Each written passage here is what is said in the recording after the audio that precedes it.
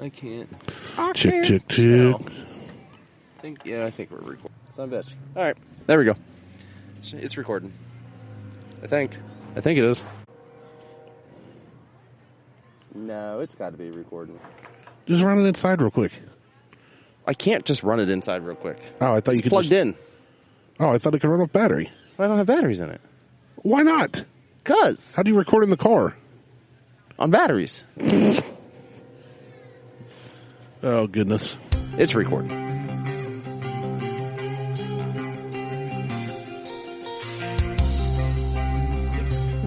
Now it's recording. It's recording again. Welcome to the Buckhorn Podcast. I am Martelle, and with me always is Randy. What up, Randy? I had a mustache hair on my mic. Yeah, you did. That's Chris. I got it. We're at P Show. We are. We're at the P Show. And that is not like a German sex fest. All the urine. It could be, though. It's... Urine, the P Show. Yeah, we're at Pumpkin Show. We're back. We're back at Pumpkin Show. How exciting is that? I am overwhelmed with excitement. Are you? Yeah, it was really fun while you were inside, taking a dump and doing all your stuff. Yeah. And everybody's walking past me with these microphones, and I'm just sitting here taking up real estate, a lot of real estate. Yeah, that's like the new term now. Staring at me. So I did the white guy like the half smile nod thing. Yeah. Didn't say anything to any of them. Just that's fine. What's up? Just me sitting here with some mics. Yeah, no big deal. It's like a band's going to show up eventually and start playing. I hope so. And we're going to record the whole thing. I hope so. I don't know. Let me try and look up the schedule because they're supposed to be. They're usually here by now. I don't think they're coming.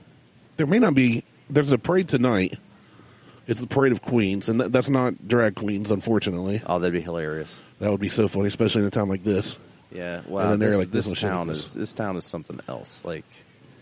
And it draws in interesting people who make interesting outfit choices that we're okay. I think they're kind of out of earshot. But we get to do podcasting. No, right? Exactly. For a bathroom, right here. Come use our bathroom. Go inside. Beth's in there. Do you care? No, I don't care. I want to tell you. I care, and I don't live here, but I care. See? No, just go. Beth should be right inside. No one cares what I think. It's not just yell Beth. Yeah, just going right there. Yep, and yell Beth if she's not sitting right there. Yeah. Sorry, some people stopped by that I know. This will probably happen. This is going to happen. Because we moved and didn't have Pumpkin Show last year. Yeah. But where we moved to is actually like a main entry exit point for the show. It's one of the main roads. Ooh. So, you started. What was that? Just a pair of headphones. It's fine. Something hit my love handle. And I can't see around myself. I couldn't sit here any longer and not try this. So, because we're at Pumpkin Show, I grabbed 2 pumpkin beers. And I am not a huge pumpkin beer fan. Ooh, I like that. But this grabbed my attention. This is from Masthead Brewing in Cleveland, so it's an Ohio beer. And we're at Pumpkin Show in the dirtiest city in Ohio, Circleville. Well, come on. Not the dirtiest. Dude, we've got I've Dayton, Youngstown. Yeah. There's some pretty janky towns in Ohio. There are, but this one, just seeing what I've seen. Not all these people are from here. Today they are. As a matter of fact, most of them are not today. No, this is when everybody comes from town. Most of them are not today. You're correct. Most of them are not from here that are here today. Anyway, Cleveland is a shithole. And this beer came out of Cleveland. Oh, nice. So, it's called Pumpkin Underverse. It is a barrel... Underverse? Underverse. Okay. Underverse. Underverse. Yeah. It's a barrel-aged imperial stout with pumpkin, milk, sugar, cinnamon, ginger, and nutmeg. Hi, fellas. How you doing? What's up? Good. Go Bucks. Is that what we're doing today? I mean, if some old dude starts making funny voices at me, I'm going to do it right back to him. Whatever. And then we get off my lawn. But yeah, I had to take a little sip of it. You got a beef or a fly flying around yours. He's interested too. So, but what we're going to do is we're going to try this. We're going to rate it as it is, and then we're going to make a pumpkin pie out of it. Okay. And a pumpkin pie is just pumpkin beer and whipped cream vodka. I am intrigued. I've had it before. It's actually really good. Yeah, I'm not everybody knows that has listened that you're not a beer fan. That I'm not a beer guy. Right. This is really good. This is good. I like it. This is and it's barrel aged, so I figured it's got to be something you would end up enjoying. So that's what does it. Nope, there is no parade until 8 tonight. Oh, that's a shame. Womp, womp. But this is good. You can taste the nutmeg, the cinnamon. I don't really taste the pumpkin, but I don't know what pumpkin's really supposed to taste like because it's kind of bland, and then everybody just adds sugar and makes a pie out of it. Yeah, it's delicious. And pumpkin pie is amazing.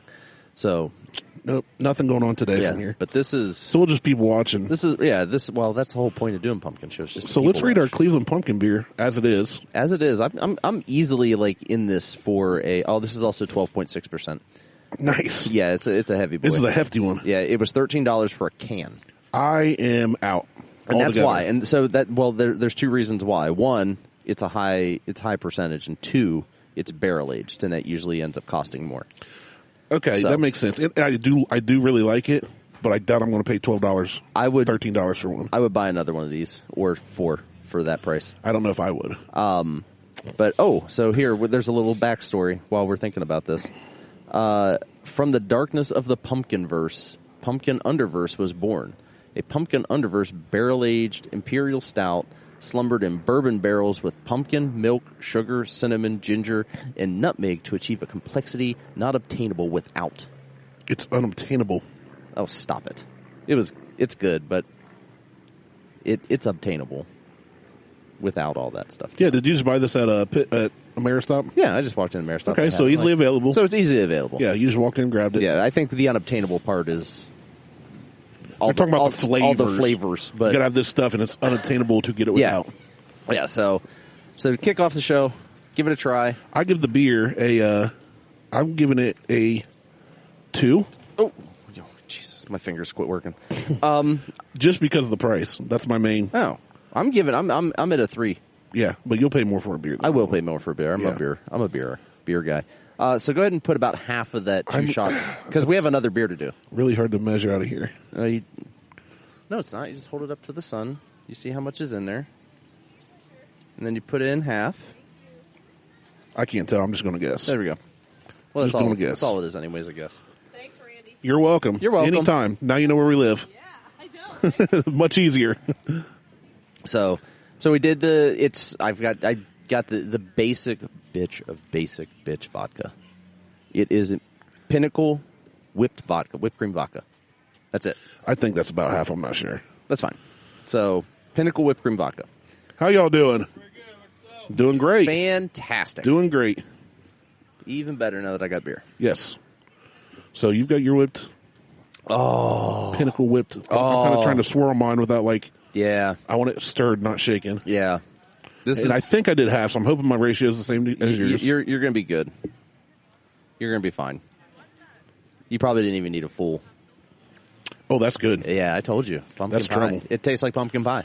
It does, with a little whipped cream on top. Yeah, it is. And I love pumpkin pie. I love whipped cream. I'm a big pumpkin pie fan. I love a mound of whipped cream on a sliver of pumpkin pie. I love a mound of whipped cream on a boob.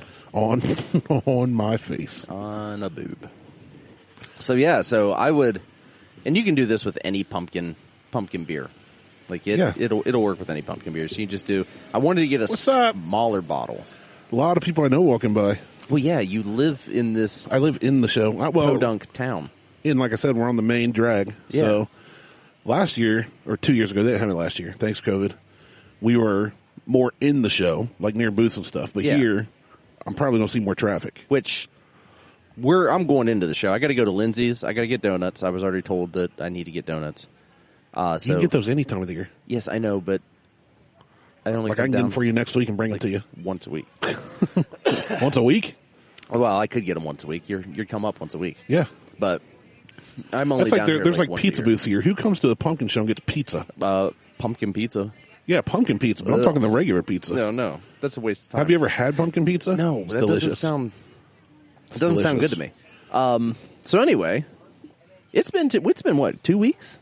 We haven't seen each other in 2 weeks. It's been 2 weeks since you looked at me. Thank God. I hate.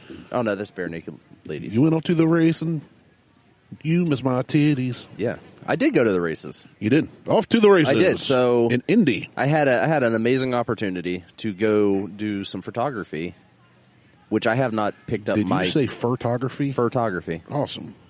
Yeah, I was at the drag races in Indy where drag queens were running around the track, and so we're furries. So I did some photography. Nice. Yeah, I like it. It was amazing. No, I did some photography for buddy of mine, friend of the show, Jason. I called up, and he's like, "Hey, I'm going to be in Indy. I want you to come out here. How y'all doing? And do this thing." I'm going to randomly interrupt your whole show. That's fine. I like saying hi to people when they smile and wave. Going to talk through. That's fine. Go ahead. So yeah, Jason, he said, you know, I want you guys to come out to Indy, blah blah blah. I want you to come out and hang out, and then, Mo and I were talking, and it was, well, let's get media passes and let's film this and do photography. And yeah. So the whole thing changed. It was supposed to be podcast, and we did video blog stuff. I mean, we ran the gamut on this thing. We ran the train too. But it was cool. Like it was, so we recorded a show out there. So part 1 has already been released. Okay. Parts 2, 3, 4, and 5 will be coming out soon, off-schedule releases. It's pretty amazing stuff between Mo and I as we're driving down 70 at like 80 miles an hour. I'm getting closer and closer to being totally replaced. Uh-oh. Dad just stepped out. I'm trying. Now we're in trouble. What's up? Huh? In the garage. Oh, the TV box? Yeah, the TV box in the garage, and then all that other cardboard leaning on the side, you can take all of it. No, probably not, but Beth has an opener, you can do the code. That is an enormous pumpkin. That is a nice big healthy gourd. Yeah, gourd. Anyway, so we went out. She must work out. I did. I myself, over the course of that weekend, Friday, Saturday, Sunday, took over. Did you just say they're podcasting? Thank you. Yeah, we are. Everybody's like, what are you guys doing? What are you? Buckhorn podcast. Buckhorn. Not butt corn. Buckhorn. I'm guessing you're Hunter. No. Nope, not at all. Well, not even close. Well, yeah, we do, yes. We do. Okay, But what is the podcast about? nothing.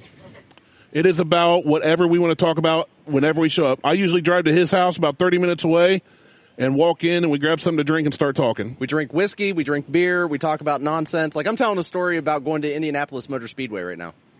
Okay. Yeah.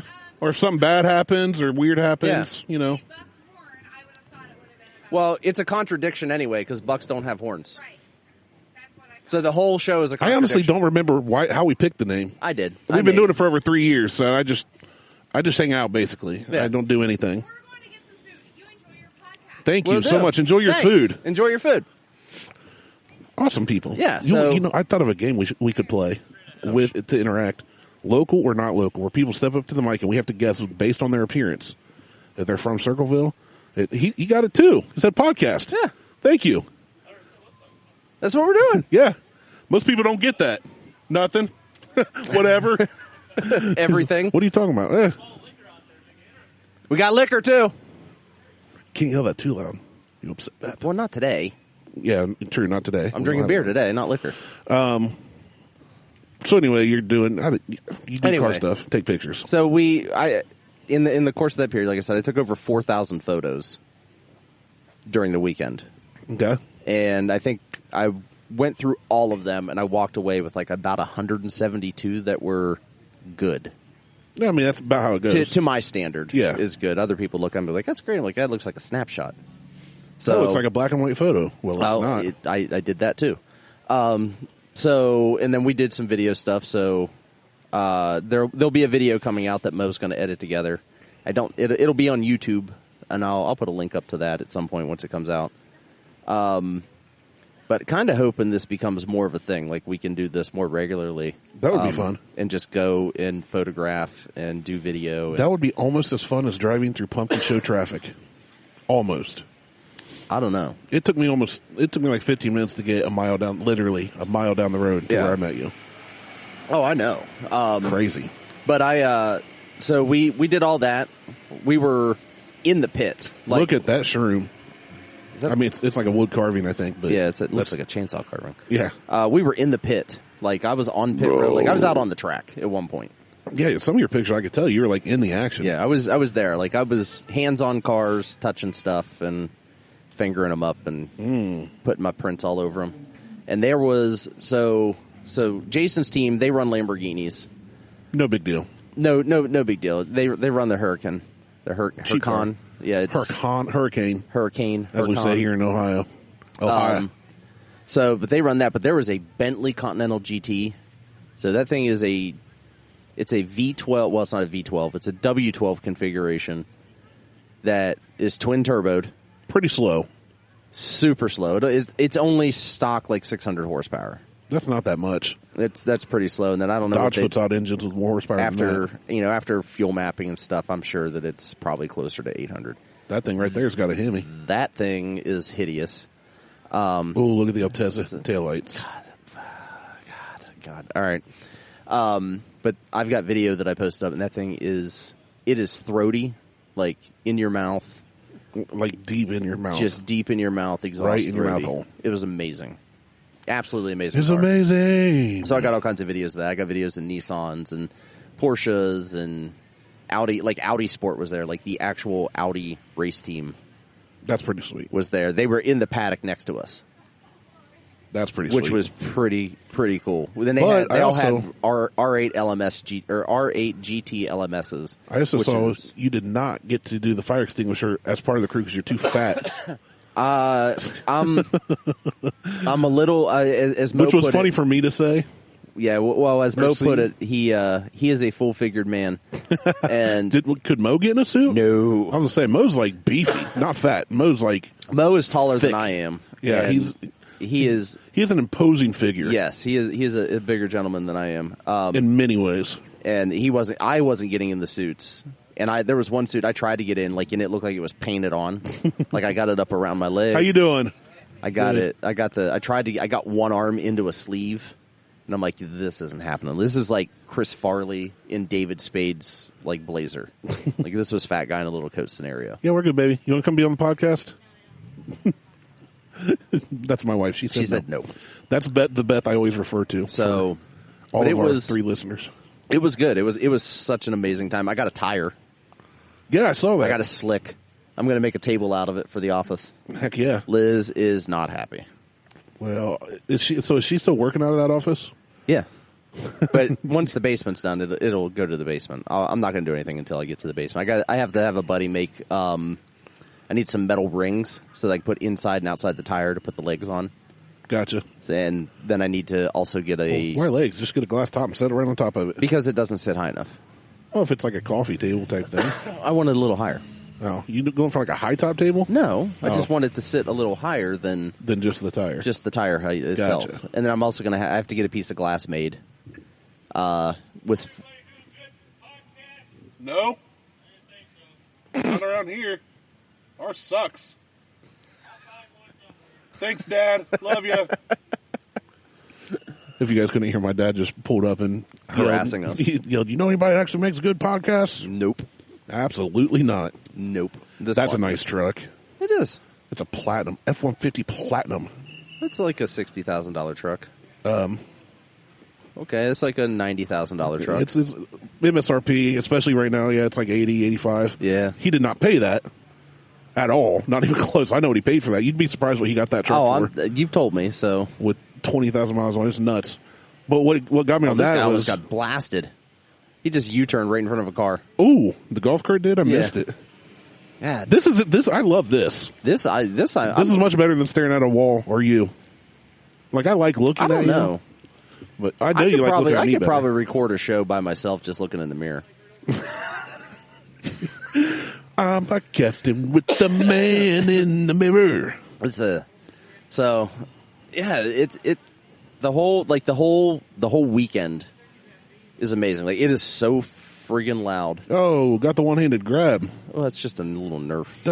No, those were the fun ones that you could launch at 100 yards. No, the original Nerf Turbo that you could launch 100 yards are better than that thing with the tail fin on it. No, the tail fin's way better. No. With the whistle tips. Woo woo! No, we don't need any of the whoop whoop. It's only in the moaning. So, yeah, I wasn't a fan of it. When they switched over to that, I was just like, that's stupid. The matter of fact, we pulled the whistle maker out of them. The whistle maker? I'm a whistle maker, never gonna dunk, Dunkin' Taker. So, I like. So what do you give this this pumpkin Underverse with the whipped cream? Stoli vodka? No, it's Pinnacle. Yeah, whatever. I give it a 2.5 again, just because of the price of the beer. Okay. It's hard for me. Well, I got a cheaper one in there. I purposely picked up 2, so I bought 1 can of this, but I bought a 4-pack. Flavor wise, phenomenal. Okay. Like if somebody listening is not opposed to paying $12, $13 a can, all day. Yeah, it's a really good flavor wise. It's fantastic. Really, really good. I need to stop talking. I like it. I like it a lot. I like it a lot. Let me see.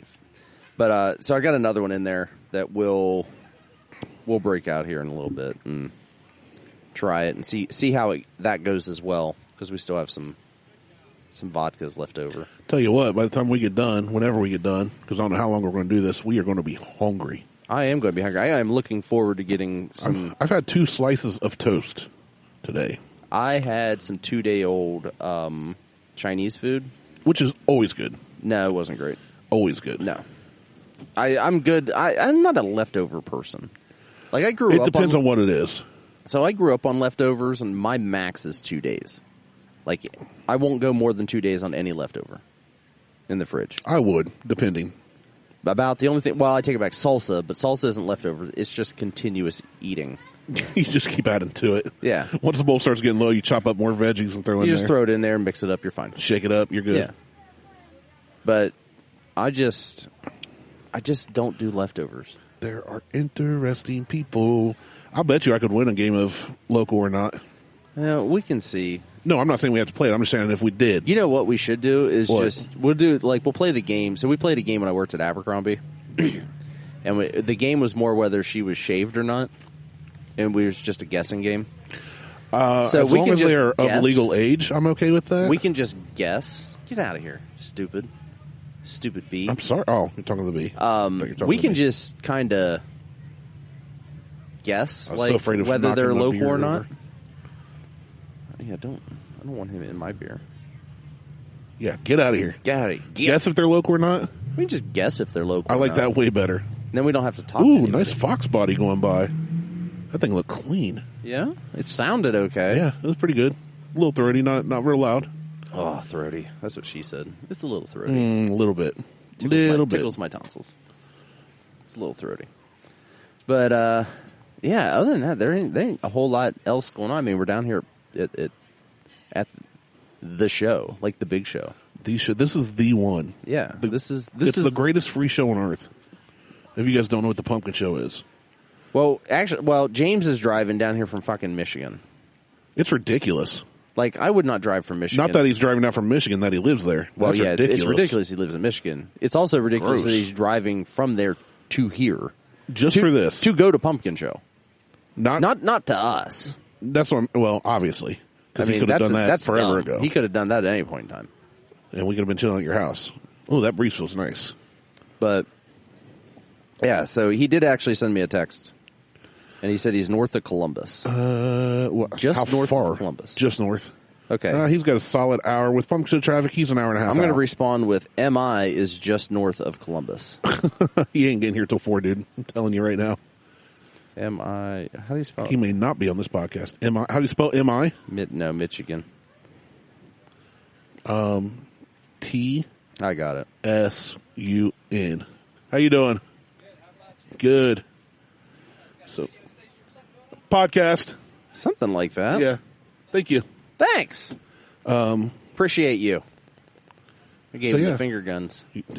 Right as he turned around and looked at me, and I said, appreciate you. Double finger guns. What is that over on your neighbor's porch? Is that a little kid in an inflatable? I think it's just an inflatable. And I think it's supposed to be like a dead tree, like spooky tree. Okay. Well, but it looks like a turd. It looks like 4 fingers coming out of the top of it. It looks like it's trying to break into the house. It is.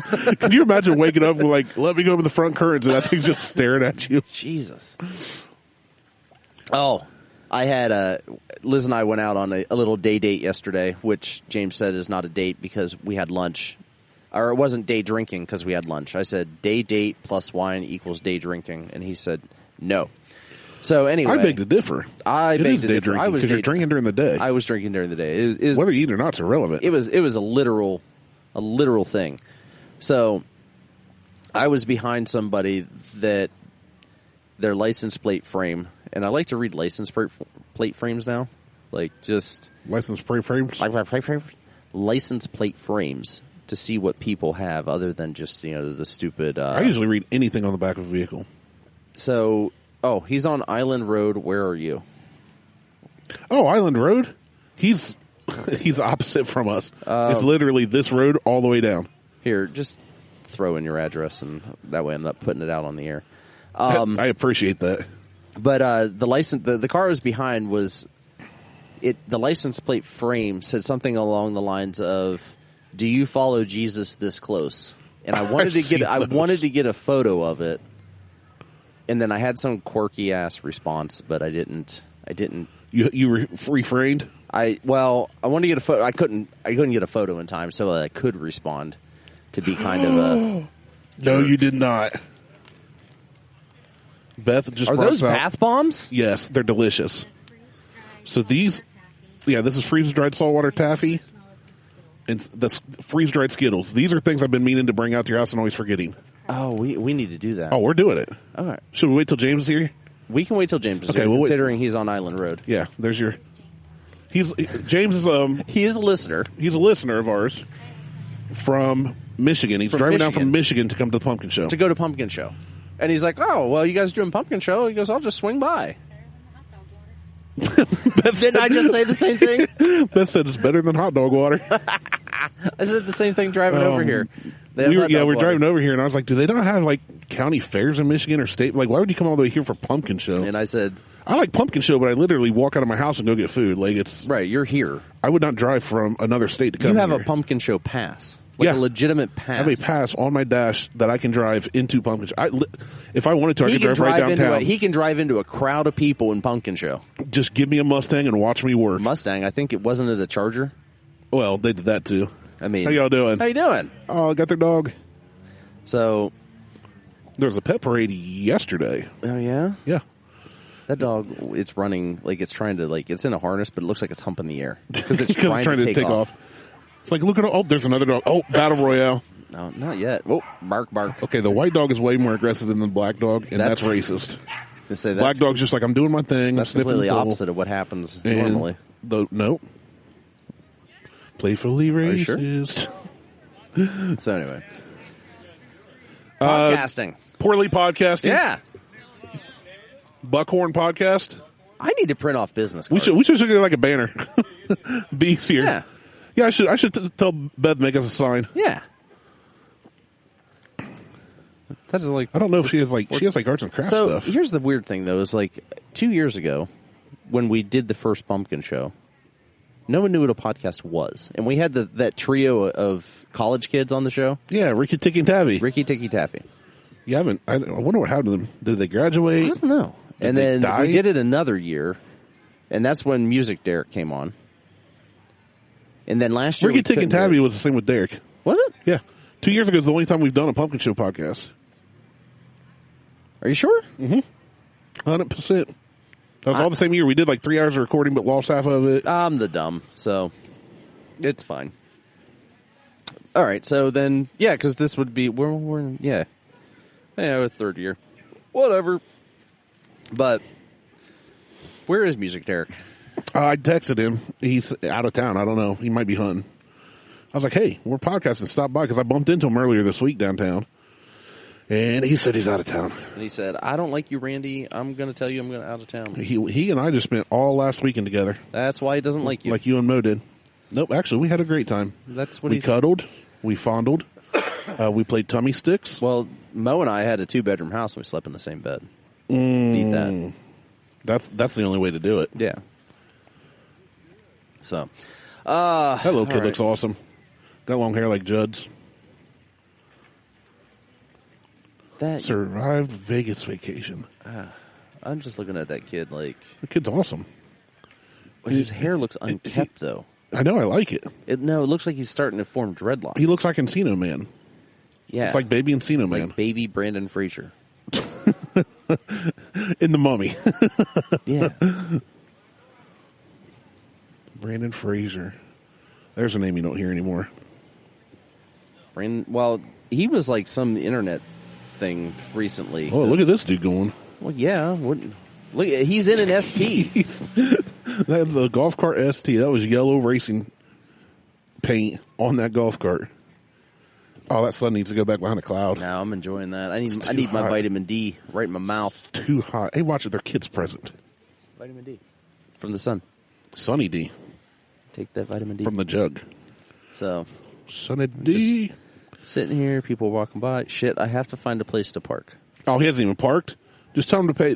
Tell him to come to Pickaway Street, close to me, and pay $10. There's like houses all around here that you just pay $10 and don't have to deal with the hassle. Okay. Because you're not going to find a free spot unless you circle the whole pumpkin show for about 3 hours. Pickaway Street, find a house. Like people stand out says parking $10, parking $5, parking $15. Just pay $10 and park. 10-ish bucks. That's like people that circle. Why do people circle the parking lot trying to get a close spot? I usually park way far away from everybody near a cart corral, so when I'm done with my cart, I do just throw it in there. I do the same thing. And the people that don't put their carts in cart corrals, you guys are the problem with the planet, along with 100%. Anybody who thinks that Joe Biden's doing a fantastic job. Dude, did you see the video of him yesterday where he was standing there with his hands like this? Yeah, he looked like Beavis and Butthead. It was so funny. People were making like Ricky Bobby. Ricky Bobby, I don't know what to do with my hands. And somebody photoshopped him holding a pair of like stained underwear. He's like, again, because we're not a political podcast, but... No, and if you guys are listening, it's not that we hate Joe Biden. It's that we hate all politicians. Well, no, I specifically don't like Joe Biden. No, I don't like him either, but I also didn't like Trump. Oh, she really did. I just messaged my wife like, do you have poster board? Nobody knows what our show is. And she comes out with poster board and a marker. I sacrificed my body for this because I slipped and fell on the stairs. You fell on the stairs? Okay, I didn't fall. That's not good. Can you just write Buckhorn Podcast if I hold it? Oh, no. Randy can do that. He doesn't do anything else. Sucks. Randy doesn't do anything else for the show. I should have brought my fat marker. Randy just shows up and talks. I am holding the board. I like that you're doing it in purple, too. Oh, yeah. I'm fine with purple. Buttcorn. See, look, that's why she's doing it. Don't listen to him. He's spelling buttcorn. The look on your face, Beth, was just precious. Like, what? Oh, she made like a pumpkin stem. No, like a unicorn horn. Oh. How dare me assume. I'm going to fall out of my chair. Podbean something? You can find us anywhere. Yeah. We're on all platforms. I just found out we're on Amazon. I'm the one who runs the show, and I just found out we're on Amazon the other day. Because Amazon emailed me. And they said, hey, thanks for signing up for Amazon podcasting. I'm like, I didn't do that. Find us on all platforms. You're the best, baby. And I'm just going to hold this. Thank you, Beth. I love you. Thank you. I'm glad you do. What are we going to put? You want to set this down in front of the... I just think you should stand there and sit there and hold it the entire time. It'll be hard to finish my beer. I gotta, like... You gotta hurry up with that beer, too, because we got another one to do. Oh. Well, it is gone. Ooh. That last one's a little bit tart. Well... A little tarty. It had a fly in it. Buckhorn Podcast. Who's this guy? Yes, sir. What's your name? You want to be on it, Tim? Oh, Tim, let's go. There's a mic. It's active. We're waiting on another guy we know, but you can grab this mic, turn it around, face it however you need. Buckeye Podcast? Nope. Buckhorn. I'm a huge Buckeye fan. Okay, yeah, he's it's ridiculous. Yeah, like yeah. I'm a real big fan. You can loosen that up and it'll raise up and down. All right. Whatever you need. Whatever you need. So you say you're a big Buckeye fan? Yeah. You ready for the game tonight?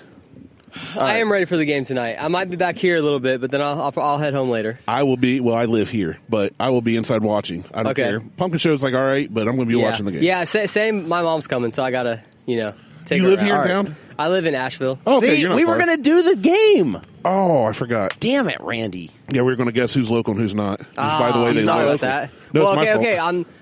Guess where I'm from? I'm Asheville. originally. Originally? Yeah, I only moved here a couple years ago. You're from out of state. No, I'm not. Oh. London, Ohio. No, I'm not. I'm Cincinnati. Oh. So, Oh. yeah. You should have let me guess because I was going to guess Cincinnati. Oh, no, okay, I swear. Listen, Yeah, start over. Tim, where are you from? We're going to edit this out. Guess, yeah. I'll edit all this better. out. It's fine. So I'm torn right now. I'm a big Buckeye fan. I wasn't a Buckeye fan, but Cincinnati's doing good too. So I love watching Cincinnati. I root on do Cincinnati. Well. Yeah. But if it comes down to it, I'd like to see them both Yeah. make the playoffs and Ohio State win. Yeah, I see. I'm the same way. I'm the same way. Yeah. No, I'm 100%. Well, like in the NFL, I'm a Cowboys fan because my dad, when he was younger, was in Texas. Yeah. So everybody's like, how are you a Cowboys fan? You know, you're a bandwagon. Yeah. I was raised a Cowboys fan. Yeah. But when I see Cincinnati or Cleveland doing well, I cheer them on. You get excited about that. But I don't want them to win over the Cowboys. Yeah, I get that. Yeah. So no Cincy. I mean, Luke Fickell's an Ohio State guy. Yeah. Right. So I would love to see them go all the way. I would love that. They're exciting. They're a good team. I didn't They're a like great Luke team. Fickell when he was with the Buckeyes. Do you know what Really? the score is right now for the Cincinnati game? No, Well, we can look halftime it is up. 13-10, but I can tell you right quick. Yeah. What do you guys usually talk about on the podcast? What's your normal? Nothing. Oh, it's just a podcast. It's literally just just- us talking about Okay. nonsense. Like cool. if we experience something dumb during the week, we'll talk about it. If Okay. we find a funny news article, like we'll message each other but not open it, Yeah. and we'll read through it or just read the headline or whatever. Okay. Most like time that. I drive to his house, which is about 30 minutes away from here, We usually drink alcohol. and Okay. show up and just Yeah. Like, So it's just entertaining type yeah, stuff. it's background noise. It's like hanging out on the back porch with your buddies around a bonfire. Yeah, Like, okay. yeah, it's just we I like that. we don't have an agenda schedule, nothing we have to adhere to. All right. I like that. I No, like that. no real Since he's up politics. 27-10 now. Let's go. Wow. Yeah. All right. And we're in the fourth quarter, 13 minutes left. No real Okay, cool. politics or religion talk. Okay. Just kind of, Yeah, we don't get into it occasionally. We talk but about it, but we don't get like real serious. Like, Yeah. Okay. We just, There's a lot of that now. Let's Well, go, Brandon. You can you can get on Facebook and find that. Like, Yeah. people Yeah. want to go to. We don't need that. Most people. My name's Brandon also, by the Yeah. way. Okay, there you go. Let's cheering go, for Brandon. myself. Let's go. And we will make fun of all kinds of Anything. stuff. Anything. Yeah. Like, Did you see the Joe nothing's Biden off. video where he's just standing there with his hands out? Yes, I did. So we were just Yeah, talking we about were just that talking a about few that. minutes ago. Hilarious. But we make fun of. Neither Him. one of us are. Yeah, me. Anything really. Nice, I like it. Neither one of us are really hardcore into politics. Not Republican or Democrat. Just yeah. Just, Just So, want to yeah, see we'll- people do good. That's Yeah. I want to see us do well. You know what I mean? yeah. That's I don't care what party anybody's part of. What Yeah. skin color, what's between their legs. Yeah. I want the best person for the job. I don't Yeah. know. If their skin So- color is blue, they probably need mouth to mouth. That's just skin Well, color's blue. We don't have to worry thanks about for it letting me too jump long. on. I got my in-laws are over there. No, you're They're awesome, heading man. out, No, so go ahead. I got to head out. But Yeah, appreciate it. I'll check out the podcast for sure. Yeah, well, you have to now because you're on it. I mean, yeah. Now I'm definitely. And you got gonna to tell check it everybody like, "Hey, I was on this podcast. Check it Yeah. out," and then we will double our listenership. out. I like Yeah. it. We'll go from 1 to 2. I like it. All All right, man. Thanks for guys. stopping by. We'll see you. My name's Tim, by the way. Hey, Nice. thanks Good for to stopping by, meet you, Tim. Good times, good stuff. Yeah, That's what we need more of. we need the peoples. How y'all doing? Good. Did Great. you pick up all that trash? Well, thank you for not throwing it on the street. I appreciate that. You know.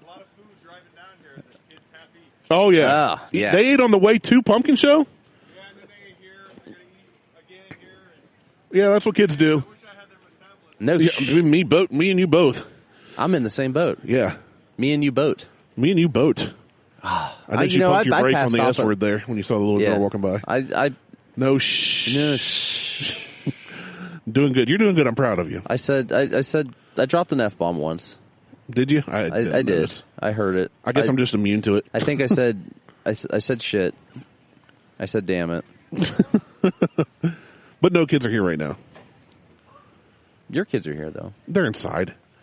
They don't care. Huck They keeps don't asking count. me, now that he went to your house once and him and Lexi hit it off. So yeah. He's all the time. Are you going to work? No, I'm going to podcast. Can I go with you? So with that, when I walked inside with our beverages that I brought And to take a poop. and a poop. Poop. Got poop. Huck's sitting at the table and I'm like, "What's up, Huck? How you doing, buddy?" And I gave him a fist bump. I'm like, "Remember me?" He's like, "No." Not at all. I'm like, "Oh," I said, "You came to my house." I said, "With your dad." I said, "You played with my daughter. You guys were out on a trampoline." He's like, "Yeah." That was it. And Yeah. then he followed me around the house, around the kitchen. What a weirdo. And Beth was like, "Huck, stop following Mr. Brandon around. I know that you liked, when you went to the house and, him and Right. you guys, you and the girl played, but She's like, you don't need to follow him around everywhere he's going. I was just literally in the kitchen, like walking in circles, getting things. He's cute. He's a good kid. He is. I'm a good kid too. You're a great kid. You make the best kid of any adult. He's a better kid. So much better. I need some more people to walk by that look interesting. We need to start describing them. Well, the one that walked by earlier, there's 2 younger women. One was plus size. That's all I'm going to say. I'm not going to body shame. She was fat. Her jeans were fine. She looked like they were a little tight at the top. She had muffin top. Yeah, and I wouldn't have noticed if she wasn't wearing a midriff. Well, yeah. And So you know what? she That's had fine. she had a very stereotypical Latino look to her. And that I'm totally cool. Wear what you want like as long as your bits are tacos. covered. I love tacos. Tacos are amazing. There's a place down here that has tacos. Pumpkin tacos? I'm not sure. I'm not eating that. Oh, I got gator bites last night. Oh yeah, Delicious. Those are good. They're so good. It's got you know what? I had them. I had them last. Did you? Last time. Yeah, 2 years ago. Well, they got a sauce now. I started eating this and dipped in the sauce, and Beth grabbed a gator bite and said, "Okay, because Beth doesn't do spicy." I said either the sauce or those gator bites got some real kick to them. Okay. She ate it. She's like, "It was the sauce. Phenomenal. The good kind of heat. Yeah, that's so good. That's what you need. Cajun Creole style. Yeah, that's the good stuff. You don't need that burn your asshole No stuff. Well, you're not supposed to apply it there anyway, but well, you can. It acts kind of like a lubricant. if you're using spicy sauces for lubricants, oh, they're on our sign, and I can't bend over and pick that up. Well, I'm gonna have to get up anyway and go in and grab. Like, I want to wait for James. That's what I was waiting on. Has he given you an update? No. I don't even know what he looks like, really. I don't either. Anybody can walk up and say, I'm James, and I would assume it was the right James. I'd just be like, are Except you for James? Jamie Barnes. Are you James? Are you James? Jamie Barnes, I know. He's got a big bald head. I tried to get. I did try to get Jimmy to come down. Oh, really? He was down here yesterday. And he didn't hit me up? Well, no, I wouldn't hit you if I was down here either. Yes, you would. No, I wouldn't. Because you wouldn't want to poop in that porta-john down there. I would evacuate everything with some. I would take a laxative before I left, like 2 days before I left. Just let it all go. Just let it all go. But no, apparently he came down last night. Now, I saw him this morning, but I did not ask if he actually came down or not. But I was trying to get him to come down today. But he said he had a party to go to, and he was going to get his tattoo worked upon. How y'all doing? Look at that mug. Good, yeah. Yeah. What see? you drinking? Truthfully. There you go. Yeah. Have fun. That's what I'm talking about. What's that? Nice. Yeah. Oh, even better. Nice. So even those better. Pumpkin Show mugs you buy, you can use them annually at this one booth for Oh, yeah? cheap refill, like $1 refills. So you pay it's a souvenir metal mug. And you pay like $10 once, but you can bring it back next year and use them. I might be into that. Well, I have to find the booth. I don't know where it's at this year because I think it moved. But yeah, But I might be So into they just that. walked into the show carrying it, and I could tell the guys had something. Oh yeah. So we said, "What are you drinking?" He said, "Truthfully." He's or stumbling. untruthfully?" You can tell. And I said, "Truthfully." Gatorade and Tito's. But right on. But his girl, no. Even better than that, the girl with him, yeah, which apple cider and Fireball. Did we do that? No, we haven't done that because I'm not a Fireball fan. We should try that. But we So did last do night- apple cider slushies. That's what it was. So last night I discovered something. Your 101. penis. No, I still can't find that. Okay. I got an APB out on that. It's MIA. It is lost. Palmia, you are not forgotten. No, I had just a little bit of 101, Okay. and I had a full. Well, it was our what's the brewery that gave us the glasses at the Brewfest, Marion. Oh, yeah. I had that filled all the way to the top of the ice. I need to actually go, and I need to make a Go trip there up to Marion. We both do. We should go record there. I bet We they'd let could. us. We'll get a hold of Joe and just have him on the show and just do. Let's do that. Let's set that up. We can do that. And we still got to go to that distillery in Asheville that they told me to come podcast. on. Yeah, that one scares me, but we can do that. Why does it scare you? I just feel like they're making moonshine. I just feel like they're making straight corn whiskey, and No, they make a aged whiskey. They make a bourbon. They make vodka. but it's only it's got to be like 2 years, right? It is 2 years. Ugh. 2 to 4. Okay, I mean, we'll give it a go. We'll give it an But honest. I mean, if they're going to give us free, and I told them, I was like, we'll I tell don't you care the truth. about the free. I do. I know you do. I'm poor.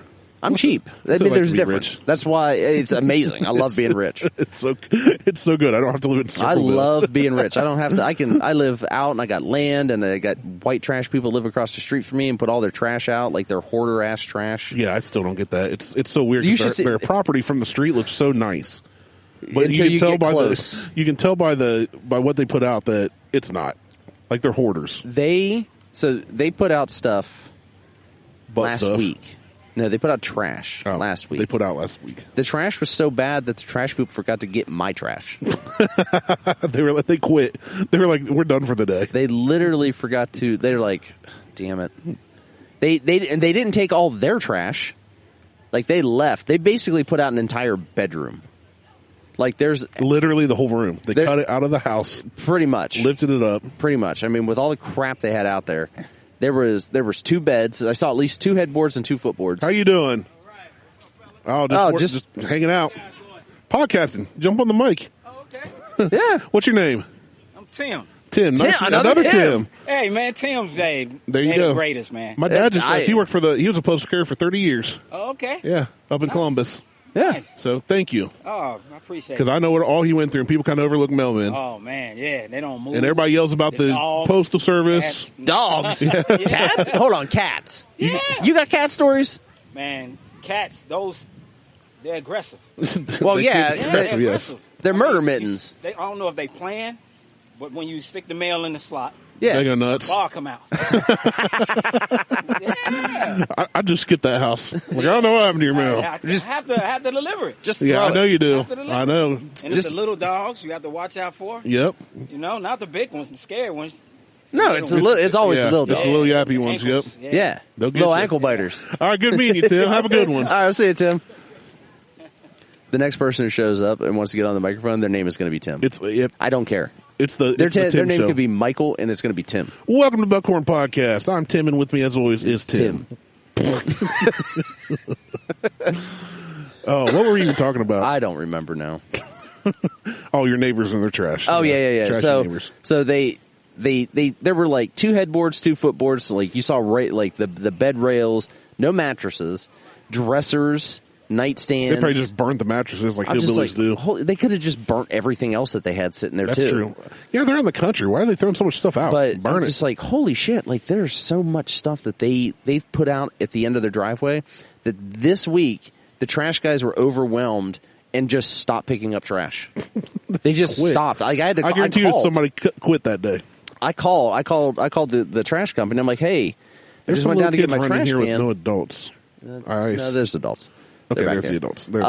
I called and I said, hey, the guys were here. She goes, yeah, I see they were like really late. And I'm like, yeah. I said, but they didn't grab my trash. I said, and they left a lot of this stuff across the street too. And she's like, oh, I'm so sorry about that. I'm like, well, I get it. I said, I wouldn't want to pick up the other people's trash either. Right. But I definitely wouldn't want to pick up the people across Good, how the you street doing? from me because it's constant. Like I said, they're hoarders. They're Yeah. hoarders across the street. So they're just constantly leaving crap out. Yeah. And she's like, well, I'm sorry that you have to deal with that. I'm like, well, it is what it is. I mean, that's neither here nor there. The fact of the matter is I think the trash service likes that trash service. Yeah, she's like, well, we need a call within 24 hours if trash hasn't been picked up to send another truck. And I said, she goes, or I can just give you a credit. I'm like, yeah, give me a credit. Yeah. I said, I don't produce that much trash. Yeah. And then what do I promptly do? Go buy a bunch of stuff that I have to end up throwing out other stuff. Well, I took some of your trash today. Did you? You were by my house and you didn't stop by? TV box. Oh, that's right. Well, that I would have burned. Like large purchases, I don't put out at the street. Yeah. I burn that stuff. Like I'll burn a TV box. I'll burn A child. if I have to. Yeah. I mean, It's the best way. sacrifices will be made. Speaking of garbage, it's so funny because we got all these orange trash cans all over the town, Most of them are orange. Right. For, people's trash. Well, Judd comes and looks out our front door the first day, and he goes, a trash bin! Because he watches all these, British cartoons. They call them bins. And he got all excited for seeing an orange trash bin. This chair is impossible to get out of. It does sit pretty low. Low and slow. There you go. Fix our sign up. All right, man, where's James at? Yeah. And we're back. I don't feel like we went anywhere. I did not move. I literally, I'm barely breathing right now. I just got up to I fix our am sign. barely breathing. I'm done away. I should have asked Beth if she would draw a little QR code. Like if I created. Can you draw the QR code on People there? come up, just try and scan it, so they can scan it? and then it takes them to like a I feel like she'd try to murder lingerie me for site or that. something. I'm going to murder you. You scan the code, it takes you to like Chili's menu. Oh, Chi-Chi's menu. Chi-Chi's. Mo and I were talking about celebration of Chi-Chi's food. on the way down. We've talked about it before. I miss Chi-Chi's. He doesn't know what Chi-Chi's is. He No, was not privy. Well, keep in mind he's from Texas. Well, that's strike 3. I mean, no, that's a negative strike. You get to take a strike away. Texas is a great state. The great country of Texas. The great territory of Texas. Texas is one of the only states that can fly. Is the only state that can fly their flag at the same height as the U.S. flag. Even if they couldn't, they'd do it anyway. They don't care. No, it's not. They're like New about that. Yorkers, but cool. Yeah, New Yorkers suck. I don't like New Yorkers at all. I can't wait to move out of Ohio. Just don't move to NYC. Upstate New York, I like. I don't even want to move to the state of New York. I don't want to, but I'm saying if I had to live in New York, it would be upstate, not NYC. Well, no, if I was forced to live in New York, in the state, yeah, it would have to be closer, unfortunately, to Canada than Or to, Pennsylvania, at least. Ugh. I like Pennsylvania. It's not bad. It's just it gets cold there. I don't want cold. Well, yeah, you're always cold. I don't want. No, I'm not always cold. I'm warm right now. It's I'm true. You feeling took good. off your hoodie. I did. There's a nice breeze today, too. My shirt says Dave Castro is a prick. It does. It's amazing. It's a CrossFit thing. You wouldn't understand. You wouldn't understand. I definitely don't understand. Anyway, so we talked about what I was doing last weekend. What did you do last weekend? Anything? Derek and I played a retreat. That's about the extent of it. Yeah, there's a youth retreat up at Harlan Retreat Center, Marengo, Ohio, by Cardinal Shooting Center, the big outdoor shooting range. I need to go shooting. Just walk out back and shoot. No, so I want to, but I know I can, but there's a house back there. Well, come out to Dad's and shoot. But I need to get my AR out and sight that thing in. Bring it out. And have you seen the new laser? Have you seen the ads now that are on Facebook and Instagram for the stop wasting bullets, like laser? Oh yeah, that's been out for a while. Do those work? You're not going to like it, but Garrett has one and he used it and he said it worked. Well, that's not going to bother me whether Garrett does something or not. It's the mere fact that Garrett exists right now. That's what gets Grinds your gears. Yeah, chaps your cheeks. The fact that he just exists, it's ridiculous. Is absurd. I hate it. I don't hate much. So my buddy Mitch, But Garrett, does not do people stuff. Hates large crowds. Very introverted. But 2 years ago, the Pumpkin Show started putting the cam up. Had a webcam. okay. He'll sit at home and watch that every waking moment he can. Well, you know why? And he makes comments on it. Because he doesn't have to go out in public. Exactly, and he can still people watch. It's entertaining. Well, this year they have 2 cams. They have one that zooms in.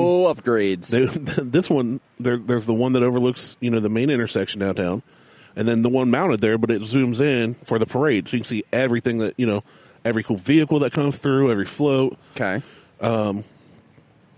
And so we've got these cams, and I forget where I was going with it. The end. Well, you were talking about the cams and.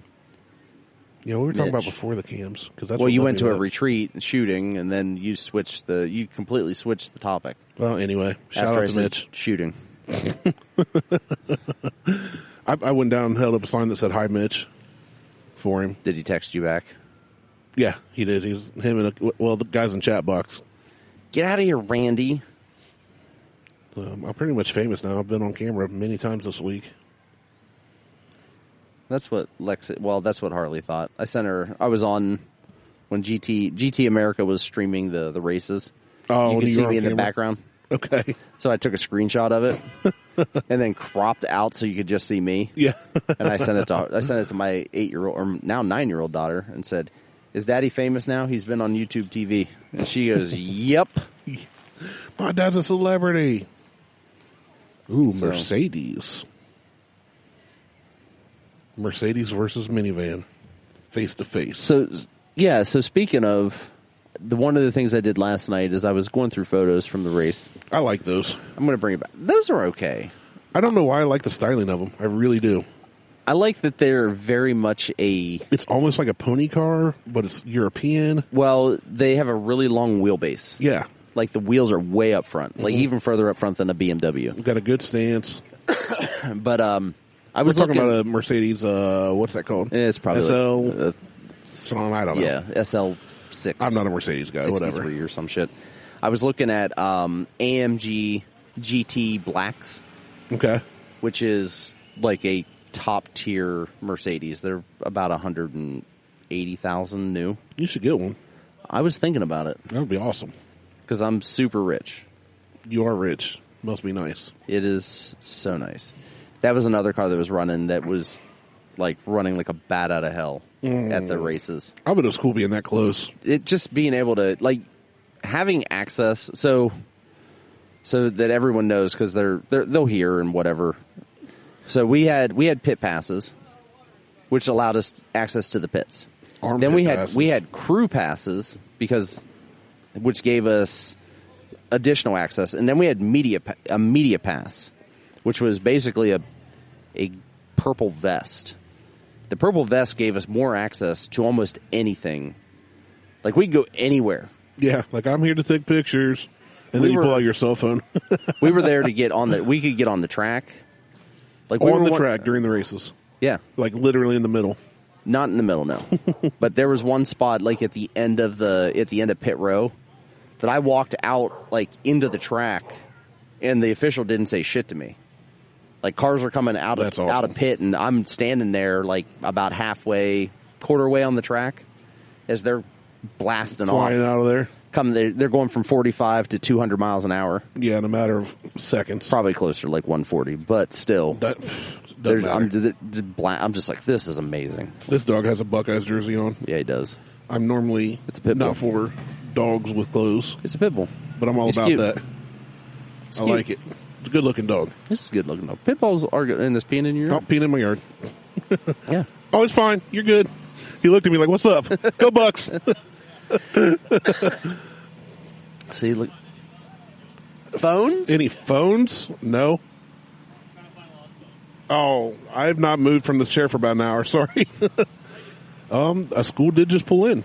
Yeah, it's Fairfield Union. That's out kind of towards you. It is out me. It is out me. It is out. It is out me. It is out by me. Who we got coming here? Oh, we do got bands lining up. It's the Fairfield Union Charging Knights. Falcons. F-U-C-K. Yeah, but when we were in high school, they were the Charging Knights. Oh. They weren't really. We just always made that joke. Hey, I'm fine with that. Well, I moved to Circleville, and somebody said, we're playing against Fairfield Union Charging Knights, and I just thought it was true. I was from Columbus. I didn't know any different. F-U-M-C. So we don't... F-U-M-U. F-U-M-F. Fuck you, motherfuckers. That's it. We may get a band on recording here. Hey. It is. They come like they were. Usually, this is all buses for the parades because there's been like multiple marching bands at one time, and they're all up in our yard playing their tubas and banging the drums, and the boys go freaking nuts. I'm not like a huge Fairfield Union fan because they are literally BC rivals, right? But I'm sorry that they're here.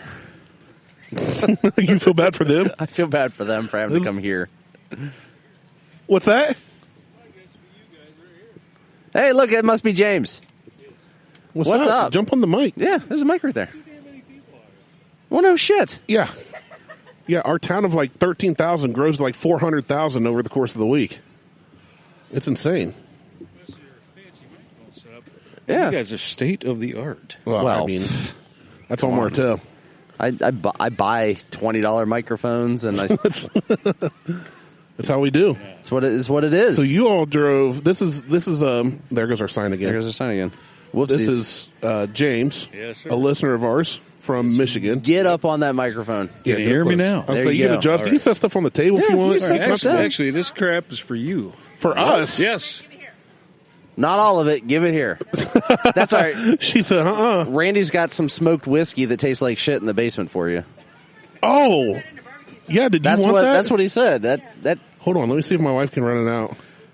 That stuff was disgusting. Just bad. Oh. Oh, Traverse City. Is that a rye? Traverse. No. That's Traverse. Traverse City. Traverse. Yes. And then there's Macmillan Fudge. What? Oh, we got fudge? Yep. Yes, sir. Damn. We got walnut. You can fight to the Randy death. likes What's to up, put- Carrie? Randy likes You to can put jump on nuts in next. his We were just mouth. talking about NYC, and I was like, I wonder if Carrie's going to come by. Yeah, jump on real quick. Yeah, We'll have to shuffle you and James back and forth. So we've got a New Yorker and a Michigander. Hold on. You guys can adjust the mic. Carrie's You like do 9 that. feet I'm gonna tall. fix the microphone thing. Okay, you fix the mic. Why does everyone say that? Ooh. Like,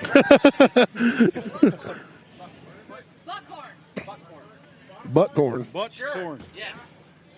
There's a bottle of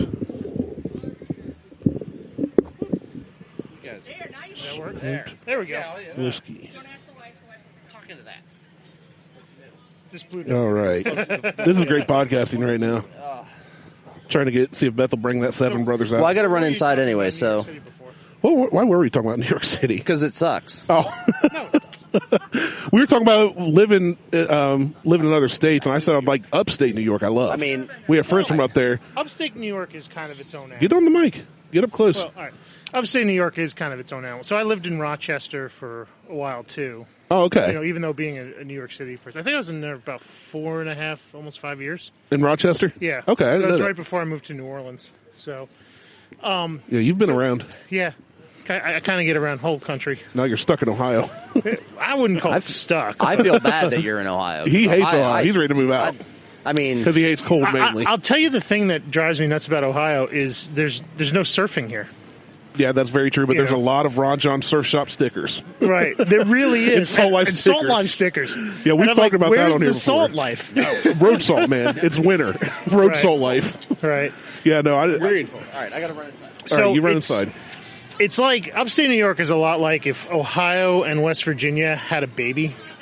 Like I feel like that's a little too inbreedy, though. I feel like upstate New York's a bit better than West Virginia. and Ohio. well, you know what it is? At least It's that- I've only been to our buddy's house and like surrounding, Yeah. and I haven't been there in a decade. So Rochester, New York is the birthplace of photography because that's where Kodak is, right? And the old joke among photographers is that 18% gray, which is the gray that appears in black and white photography, it's the base gray color. Okay. They pulled from the sky of Rochester. Okay. Which is why I say it's that West Virginia sort of dark and Gotcha. gloomy sky.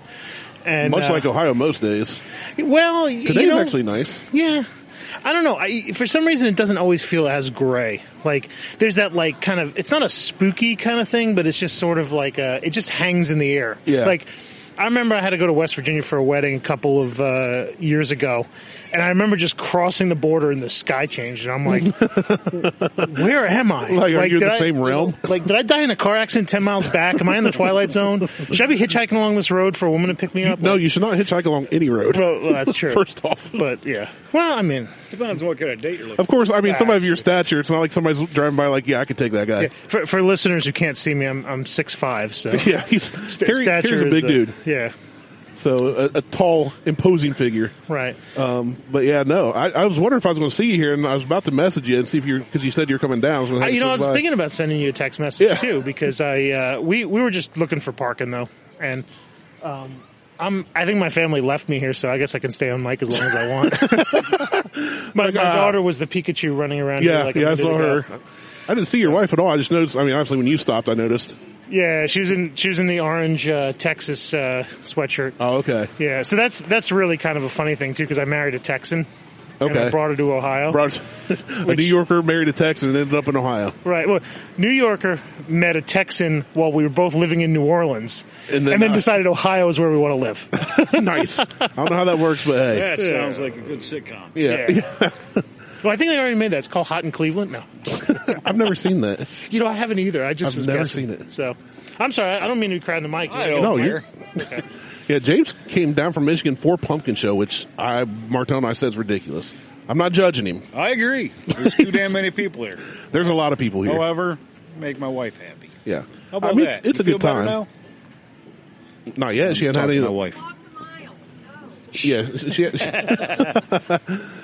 yeah. The park. Well, that's like people ask me where to park because hey, Randy's from Circleville, and I'm like, I can't get anybody in. They won't let me have people past that.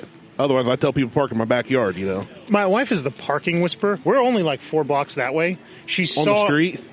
Yeah, on the street. Nice. She saw somebody pull out and just broke a U-turn right in the middle of the street into the spot. Like... You know, nice. The only way she could have done it better style. is if it was like a reverse, 180 into the spot. But she always grabs the best parking spots that I can. Like I can't find them forever. I will circle around for 40 minutes and end up like parking on somebody's roof because I can't figure it out. Not me. And I get as close as I can. I'm like $10. Here you go. Like I don't like the hassle. I was the same way. And she's like, no, we are not paying for parking in Circleville. I'm like, what do you mean? She's like, I don't care if we got to walk a mile. Like you'll get your steps in. Yeah. She's the one I don't care, and you're like, I care. I can't. Because you're going to be walking all day through Pumpkin Show. Oh, pretty much, yeah. There's not a lot of sitting things to do in Pumpkin Show. Actually, so speaking of which, this is my first Pumpkin Show. So nice. What should I be looking for? Like, what am I, like... Food-wise, right here, if you hang right at this next intersection, there's a place down here that has oysters, gator bites... your kind of stuff, Louisiana style stuff, and it's legit. Like weird and fun and I had the gator bites for dinner last night. They're stuff phenomenal. That tastes like chicken. That's not chicken. Yeah, right. It's got they got a nice spicy sauce. They do shrimp po' boys, stuff like that. It's really you're talking good. my language now. Yeah, and then down on Court Street, past where the cameras are, there on the right, there's a booth. I forget the name. It's a big, giant white booth with a picket fence in front. Okay, fried perch. Oh, nice. Amazing. I heard you talking about the fried perch sandwich, and I think I'm going to go get one. Yeah, I love that. That's a ringing endorsement. Yeah. Yeah. I don't trust skinny guys for food recommendations. I don't trust Randy for food recommendations. Well, that's because I always make you try the weird stuff on purpose because it makes me laugh. But, the zombie Skittles are not bueno for anybody. But yeah, those two are really good. The Cajun, the bourbon chickens, I would say avoid. They're not. None of them are. Everybody talks about how great they are. Can I just say, they're not. I don't find anything that is claimed to be cooked in bourbon to be all that tasty. Then it's not done properly. Well, probably because you're cooking off all the alcohol. Yeah, well, the one has their grills right there. You see them grill the chicken. They just mix in a sauce. I feel like any of us could do that. So I'm like, don't waste your $12 or $8 on that. But $12, wow. Some of the stuff here. Well, across the street from the Gator spot, right down here, is a steak tips. Beth loves those. Okay. But you can get a $50 like whole meal there, like with steak tips, mashed potatoes, everything. But it's a complete meal. I don't recommend that because then you're too full to try anything else. Yeah, I was going to say, is there any place to take a nap after that, like around here? Come back here and nap. Do I just go into the pumpkin patch and just like lie down? Just lay down right. Cuddle up to one of those giant pumpkins, man. You'll be fine. Right. Snuggle in between them. There we go. Yeah. What kind of bike is that, Carrie? I know you know. Yamaha. Too loud. Carrie knows like every car and bike ever. He's a walking encyclopedia for cars and bikes. But those are two. Hey Beth, what are some must tries for somebody brand new to Pumpkin Show?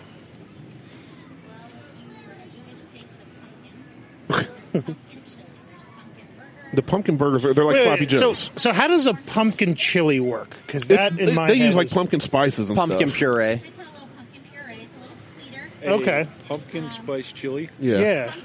It's not as bad as it sounds. I get it because I'm not a. I like some weird stuff, but I don't like a ton of pumpkin stuff. She likes everything pumpkin spice. Oh, I see you freak out over a muffin this morning. The over a muffin. The pumpkin burgers are kind of like sloppy joes. It's not bad. Our church we sell pumpkin pizza for $1 a slice. Yeah. And it tastes like a dessert pizza kind of thing. It doesn't. It's not red sauce and all that. Yeah. It's not New York pizza though. we New go York back pizza and forth isn't great about anyway. Dude, I just like joking with you about it. I have had. I prefer the Chicago casserole. That's to quote Jon Stewart. Chicago pizza is not pizza; it's a marinara swimming pool for rats. And I am fine with that because it tastes fantastic.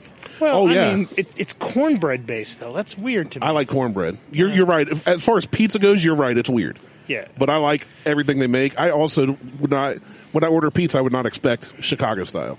Right. You know. So I agree with you on that.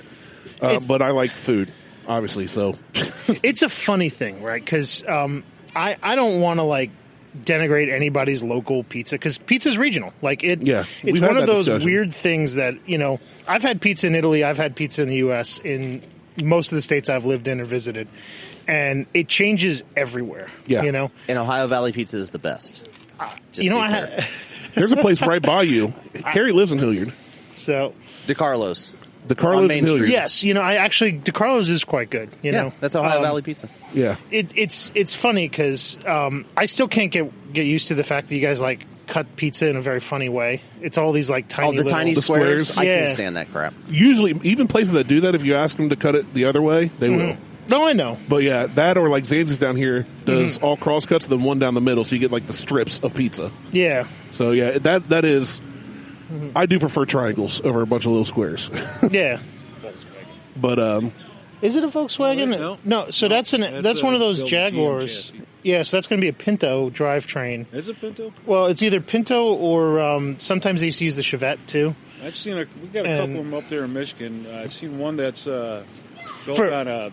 Anybody who's confused about the Switch, one of those Jaguar SS 100 kit cars just drove by, and they we were debating whether it was Volkswagen powered or whether it was one of the front engine rear wheel drive ones that they used to build off Pinto. It's Gixxer supplied. Yeah, it's Gixxer. They're interesting cars. They're practically worthless. And then the funny thing is, like, you can't get people to buy kit cars anymore. They're like poorly made and they're weird, and nobody knows what the parts are, and you got to fabricate everything. So, your sign fell again, which is I think weird it's because the other I really love them. Like as a kid growing up, like that was all the weird fun stuff. Like that was the fun stuff about car hobbies was, people making their own design stuff because Volkswagen platforms were cheap and they came with their floor. So all you had to do was make a body. It's not like restyling anything else. We have to make metal panels and, bolt it on and all this, and you can't disturb the subframe of it or anything like that. No, you could just make your own body, your own style, just as long as it fit that floor pan and just drop it down. And there's some weird stuff out there for that. Very bizarre stuff, yeah. They're talking about the fake Coyote. Remember Oh, that thing? so the Manta. Yeah, the Manta. Yep. Which they called the Coyote in Hardcastle and McCormick. And those are interesting, too, because a lot of them are Chevy powered. Yep. This is it. And they're rear engine and rear wheel drive, too. So We got rye, we got beer, we got vodka. Yeah, I'm on one of those kit cars all on hidden. Facebook, and that's all that those guys obsess about. Is those Mantas. They're speaking fantastic. of hidden, we need to hide that.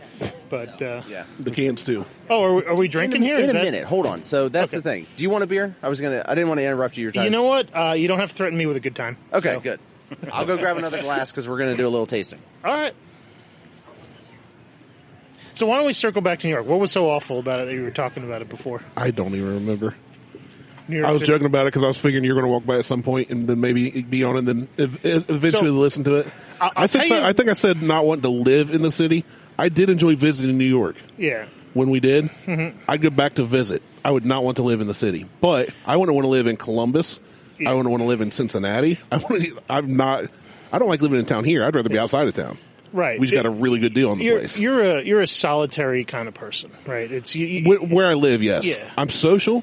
I like going to events, but yes, where I live, I like to be out. I like to be able to, Yeah. if I got to pee real bad on the way home, just hop out of the truck and pee and not worry about it. Well, and you're not probably a crowd person, I'm going to guess. Like you Not probably can't typically. be around a crowd. Yeah. Yeah. See, and that's the thing is that like New York City, living in it is, you have to be okay with being around lots of strangers at any given time, and not be panicked or freaked out by that. Right. Right. Because bars close at 4 a.m. So Yes. at least till 4, you can find a party anywhere. Right. And you're going to find people and, things are going to happen. I will say this about New York, which is kind of a weird thing. It is a surprisingly big, like, car and motorcycle town for a city I where can see most that. residents don't have driver's licenses. I was going to say a lot of people use public transport there. Walk. Yeah. So I used to sell and service motorcycles in Lower Manhattan, in Soho. Right. I worked for Vespa Soho and I worked for Piaggio for a little while. And, we sell a ton of Vespas, like a ton of them. And Well, getting around a busy city, those probably come in pretty handy. yeah, a lot well, easier you to park think because New York City's not a motorcycle-friendly town. Like it's Mad Max. Not from what to I find, remember, yeah. Yeah, it's Mad Max to find parking there. Like, and granted, I didn't see all of New York City because we were only there for like 3 or 4 days. Yeah. So it's like we stayed in Terrytown. Okay. So we'd take the subway in, jump off, walk up from wherever we were at, and Yeah. I used to work in Hell's Kitchen, which is not the Gordon Ramsay show, the neighborhood Right. Hell's Kitchen, which isn't actually the name of it, but nobody actually knows what the real name of it is. But it is a neighborhood called Hell's Kitchen. And when I used to ride in to go to work, because I hate the subway and I think motorcycles are the best transportation ever. So when I used to ride my bike into work, finding parking was always like the chore of the century until I found one of the police precincts and where the cops all park their motorcycles. Oh, okay. And since they can't get parking passes for their motorcycles, they were just on an honor system. So I would just slide in with their bikes I did that for about 2 years before I got caught. nice. And even then, when I got caught, they let me still get away with it for a couple months.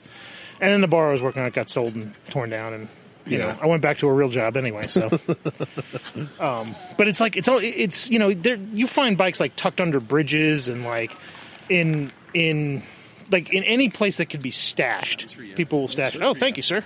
What do we got here? It's pumpkin beer because it's pumpkin show. Oh, so it's the pumpkin spice beer. Festive. This is the second one. So this is from Millersburg Brewing. This beer, I'm interrupting everything. This is called Pope's Imperial Pumpkin Ale. It is a World Beer Cup 2018 Bronze Award champion. How much was this a can? This was only 9%, and it was $10.99 for a pack of 4. So much cheaper than the other So one. much cheaper than the other $12 or $13 for one can. It's $13 for a can. And there's no other information other than it's brewed with roasted pumpkin and spices. And you said it's 9 ABV? Yes, this is 9%. Wow. It's kind of dark. It's got a real nice taste to it, too. It's not bad. Yeah. For someone who don't really care for beer that much, that's not bad. It's not terrible. The other one was better. The other one was better. We should have started with this one. Well, I started with the other one because I only had one can of it. That's fair. And I knew James was coming, so I didn't want to... And he was like, screw James. I was like, screw James. He ain't getting none of this. Yeah, that's not bad. So, but yeah, this one's good. So, eventually what you'll do is you're going to put some whipped cream vodka in that. Don't threaten me with a good time. And it's good. I'll tell you, it's weird. It has like slight pumpkin spice notes, but not like It's not super overpowering, sweet. yeah. Yeah. And it almost tastes a little bourbony. Is this one of those bourbon barrel ones? No, or- the other one was. The other one was. This one's not. Yeah, this but one this is has not. more of that bourbony kind of flavoring to it. Yeah, this is just a... What do you think? That's it. It's not too shabby. I say I'm not really much of a beer drinker, but Well, either is really don't Randy, taste and a lot Yeah, of, I'm not lot of at all. pumpkin in. I but force him to do things. Oh, we got another bus. Who's pulling in now? Really, it feels like it opens with that pumpkin spice. Ridgedale local. Yeah. Oh, they're going to park... Ridgedale. Where the hell is Ridgedale? Marion County. Answers the question. So let's rate this as it is. Cool. We do our ratings. I know James has listened. Carrie, I think, quit listening a long time ago because Martelle's an idiot. And I don't care. We do our rating system 1 through 5 donuts on half scale increments. You can do 1.5, 2. Usually for us, anything 2 or above is like buy it if you can find it. 4 or above, you're like off the charts. Yeah. So knowing the price of this is a cheaper beer, and it is pumpkin, what do you guys rate this one? Well, what did you say the price was on it again? Was it like $10.99 it for was a 10 4. 4. Okay. So a few bucks a piece. I don't know. I'm thinking about 3.5 donuts right there. There you This go. is a good, solid, easy drinker. It is. It's smooth. It's not super sexy, but it doesn't need to be. Like, it's a good. You know what? This is a good fire beer. Yeah. You know, like Yeah, you're sit around around. your fire pit in the back. This is good. You could probably suck down those 4, no problem. Yeah. You know. Yeah, it's not real heavy. It's not real thick. Right. Nice, easy drinker. What about you, James? Well, since I probably can't find it in my neck of woods, availability kind of a problem on it, but probably 2.5. Okay, there you go. And that is something I factor in is availability. Martelle doesn't always. I do. It depends on what it is. True. I mean, It does depend. I'm if giving if this it's a one limited run whiskey and the availability is nothing, I don't factor that in. right. This one I'm giving it 2.5. I think it's solid to buy it if you can find it. Like Carrie said, I think it's a very good drinker. It would be perfect around campfire, especially in fall weather like we've been having here this week. Yeah, I like it. I know I'm going to like it better with the whipped cream, though. Yeah, I'm at a 2.5 as well. I like it as 2.5. Good deal. All right, let's party. But the other one was better. It was. So I now, didn't have the other one, so I don't have. yeah, you have no point of reference. I drink a lot of Coors Light, so Dump that in there. I'm just sort of working off that. There is a little bug in my whipped cream vodka, and I'm just pouring it in. Whipped cream vodka. That Well, is that's good on protein. its own. Well, no, that finishes real sweet. Change your mind real fast. Well, because the I didn't try it on its own, so I don't know. aftertaste is a mofo. Yeah. Let me tell you. Yeah. It opens strong, but No. Martell says no. Oh, that's better. On neat.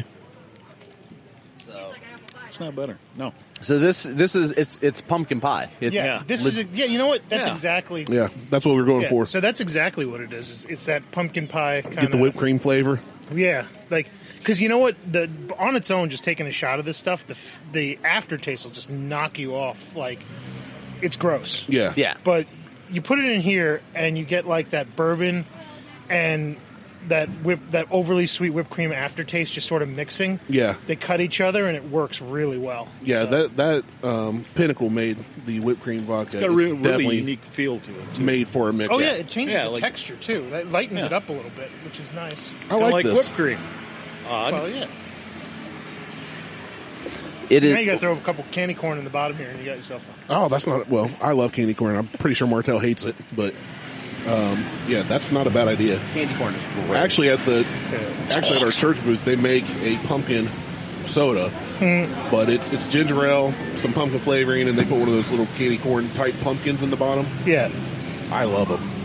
Candy People don't. I love them. candy corn is like that deceiving kind of candy where the first like 2 or 3 pieces are awesome, and then you get to the fourth one, and it makes that hard left into like gross town. Chewing on you know? wax. Yeah, it like the texture like I'm after completely a while. opposite. I could slam a bag of candy corn. That and the love it. pumpkins too, like the That's little. what they put in the soda. I was talking Yeah. about. Yeah, same thing, but the minute I'm done, I feel the diabetes creeping in.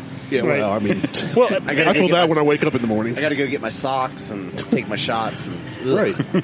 It's gross. I hate candy corn. When the candy corn factory closed down, I was in heaven. I'm like, good. There ain't gonna be no candy corn. Wrong. Martell just wants to watch the world burn. It has a shelf life of 18 years. So if you want to have a real good laugh, my daughter for Easter got Easter colored candy corn. I didn't Right? know that was a thing. I didn't know it was a thing either. And then my mother-in-law sent her this big Easter basket, and I opened up this one little pouch where you couldn't see it from the outside and dump it out, and it's all like real pastel colored looking candy corn. It still tastes like candy corn, Right. but it was all it was all very Eastery, like white and pastel blue and pastel green and pastel orange. I kind of want him to fall down. Look, I'm not going to critique anybody's riding, but dude, park the thing and just walk. Yeah, that's All right? that's what I'm saying. He's trying to ride through Pumpkin Show. Like, he almost dumped it right there, and he's walking with his feet down. I'm like, come on. Well, I just want him to fall down. Or get a jazzy chair or something. Yes. If you don't want to walk. I want to see the world burn. You always do. I don't wish evil upon people, but if it happens in a funny way, Yeah. you know. Now, on the other hand, I do. I'm not a very good person, so Well, I'm a horrible person. Listen, At least you own it. I mean, it's That's true. That's like I've always said, self-awareness is key, man. That's Like right. if you're a jerk, just claim it. See- Like see- I've said before, I'm a Right. jerk. seeing someone. Sometimes I don't mean to be, and I come across as a jerk, and I'm like, yeah, my bad. That wasn't my intentions, but hey, it is what it is, I guess. I don't know. Especially online, man. We get to chat, and it's like, I didn't even think about it that way. Usually when I'm chatting, I'm busy doing 9 other things.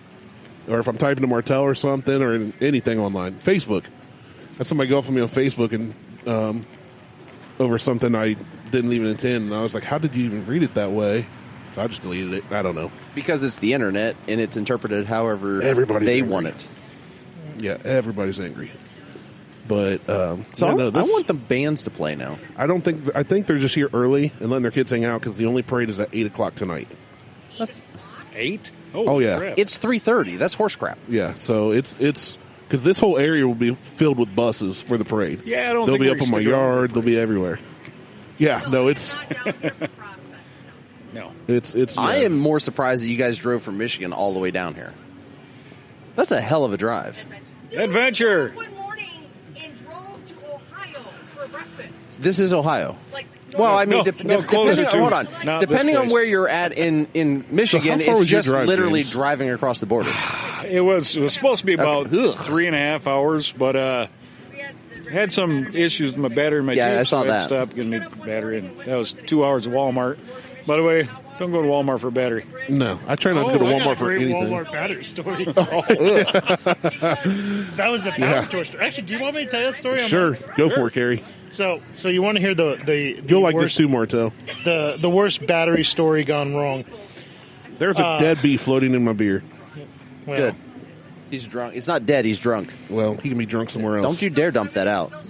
I'm not. I'm just trying to get him out. All right, because we still have deep fried, dry freeze things to do. Okay, so the worst. Oh, he was. He's totally dead. That was a full-on dead bee in my beer. He overindulged. We got to show him the door. All right, so the worst battery story ever. So this year I decided to do Hot Rod Power Tour with a good friend of mine, Austin, and we did it. Shout out to Lucor. Yeah, shout out to Lucor Automotive up in Plain City.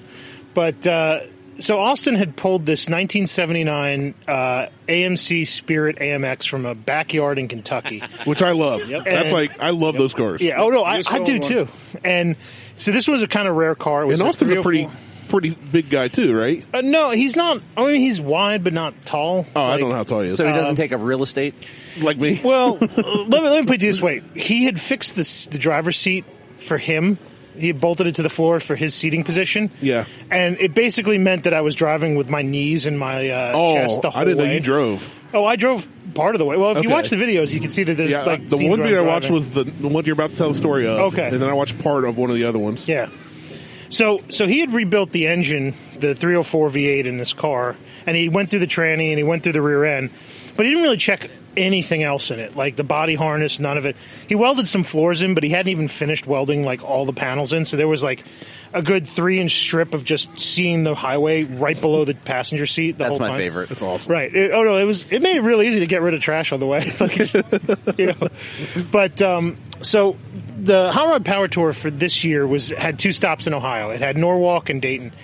And because my kid was starting school, instead of like camping out up at the venues, we decided to come back to Columbus so I could get my kid out for school the next morning for those first 2 days. Yeah. And that would help my wife and hopefully make her more amenable to me taking off entire weeks on long road trips in questionable cars. Right. So the second day we go to Dayton, right? And here's the other thing about the AMX is that it had a sunroof, but at one point Austin just sort of poked the hinge and the thing flew off at speed. So we had a giant 3 When you foot say at speed, Oh, I mean, like flop back, shattered, filled the whole car with glass. Like, but what speed? Oh, 65 miles an hour. Because at speed could be 55, it could be 90.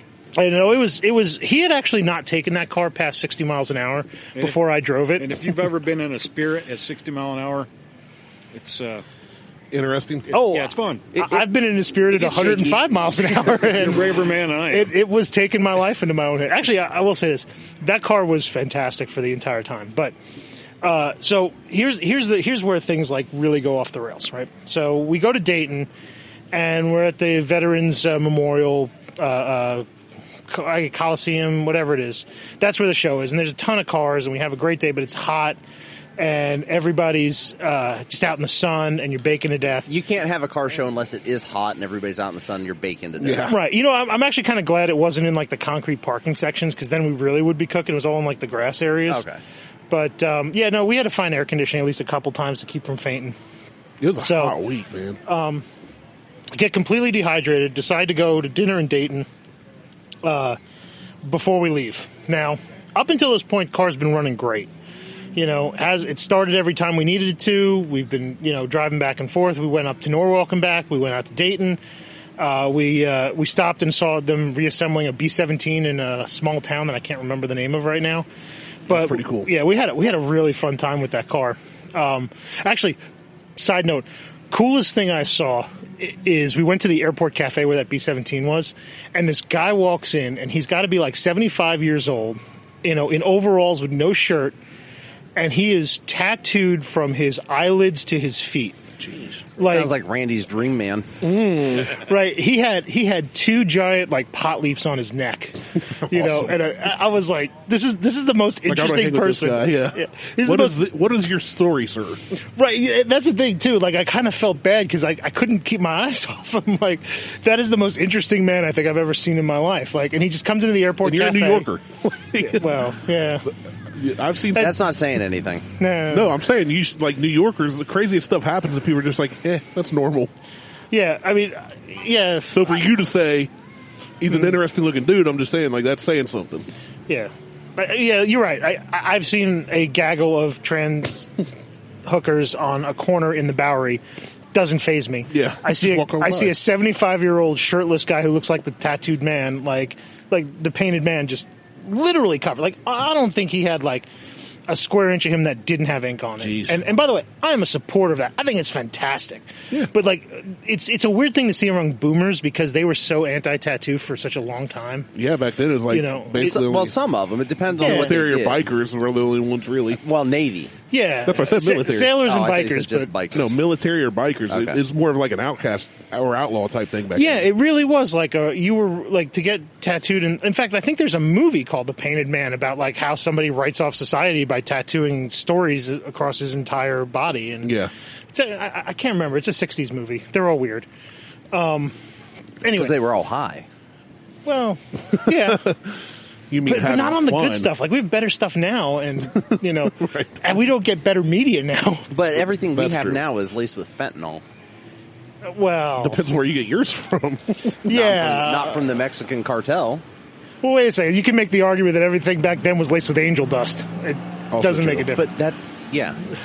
Anyway, Right. back to So back to the story here. So we leave Dayton. We go to dinner. We get in a car to leave from dinner, and we had met with some Power Tour people and some other folks, including weirdly some guys from like one of the airlines who were in town to refurbish a jet, who just started asking us about cars and stuff. They're like, "Oh yeah, we're from Arizona. Like, our airline flew us out here to like swap an engine on a jet that's stuck on the tarmac in Dayton." Nice. And I'm like, and then they just started asking us, and they're like, "Hey, we got AMCs. I got an AMX right here," and they're showing us pictures and all. That's a great thing about car people. They will talk forever. You Yes. know? That's also the bad thing about car people. They will not shut up. Well, You're such an angry elf all No, the time. it's the other side of it. Because I'm a car guy and I don't sit and talk about cars. Yes, yeah. Well, we started Wait, this wait, talking wait, about you Hold going on, we racing. started this podcast and I talked maybe 10 minutes total in the 2.5 hours we've been recording. Yeah, and then I got bored. I do feel like you're kind of proving the point, though, that car people are just loquacious people in general because are. you talk on radio, you talk on mic, and I talk, Yeah. you can't get me to shut up right now. So anyway, Oh, let me. no, I can. Oh yeah, there's a We mute just hit a button. button I and just hit ignore a you. button and it goes away. Yeah. So all right, back on track. And the wife is looking for me. All right. Have not moved. We go out of the restaurant. We get in the car. I hit the key. Click. Nothing. Dead. So I go, you know what? This is probably a one-off. Let's not freak out about it. Austin, get in the car. Get in the driver's seat. I'm going to push start you. So here I am in this like chain restaurant parking lot. It's crowded too. Like I had to actually like yell at people like, "Hey, wait a second. We're going to push this car We're going to to do start." a bump start. Let's Yeah, go. and and it's on video too. You can see me like pushing this little AMX down the street, and he dumps the clutch and it starts right up and fires. I go, "Woo, yeah, let's go!" Jump in the car, get on the highway back from Dayton to Columbus, right to Hilliard. So night falls in that time period, and we're in about Springfield, Ohio-ish, when it gets to the point where we need to use lights. Okay. And Austin's driving, and he pulls the lights out on the dash, and all of a sudden we see the whole engine backfire through the hood. And I'm like, oh, that's not a good sign. That's an excellent sign. So he turns, and the car starts to lose power. So he turns the lights off, and the car comes right back. And I'm like, oh, we got an electrical problem here, Yeah. So I start getting on my phone looking for like the nearest anything that's nearby, and I see that there's a Walmart that's about 2 miles out, right off the highway. Some would call that an electrical opportunity. Yeah, well, we'll talk about like opportunities in a minute, but Yeah, this story gets more interesting. this story gets way more interesting. He was texting me while it was happening, and then they didn't make a video of it all, but Well, I do have photos I can show you later, but Yeah. ones where I delete. people's identity to protect the innocent or guilty or whatever. So we decide to get off on the back roads, and this time it's actually fully dark. And we realize we can't run with lights. So there's no street lights. We're on these 2-lane roads to get to this Walmart, which is on the east side of Springfield, Ohio. And we're running without lights. And by the way, bless your heart, Springfield, because every car yelled at us, "Turn your lights on," as we're going down the road. And we're having to yell back, "We know, it's okay." It's better than, "Hey, buddy, your lights are on." We're not doing this for fun. Right. So, and there was a moment where we literally thought we were going to have like a head-on collision on some of these back roads because you couldn't see anything. Like, we couldn't even see the lines for the highway. At one point, I'm shining the flashlight from my iPhone out the side just to see where the side line, the white line is for reference. So we get to the Walmart that's on the east side of Springfield, and we're sitting at the traffic light, and the car dies. Completely dies. Will not bump start again, will not restart. And I have to push it from the intersection into the Walmart parking lot, which is a good 100 yards. Football field, distance. So I do that.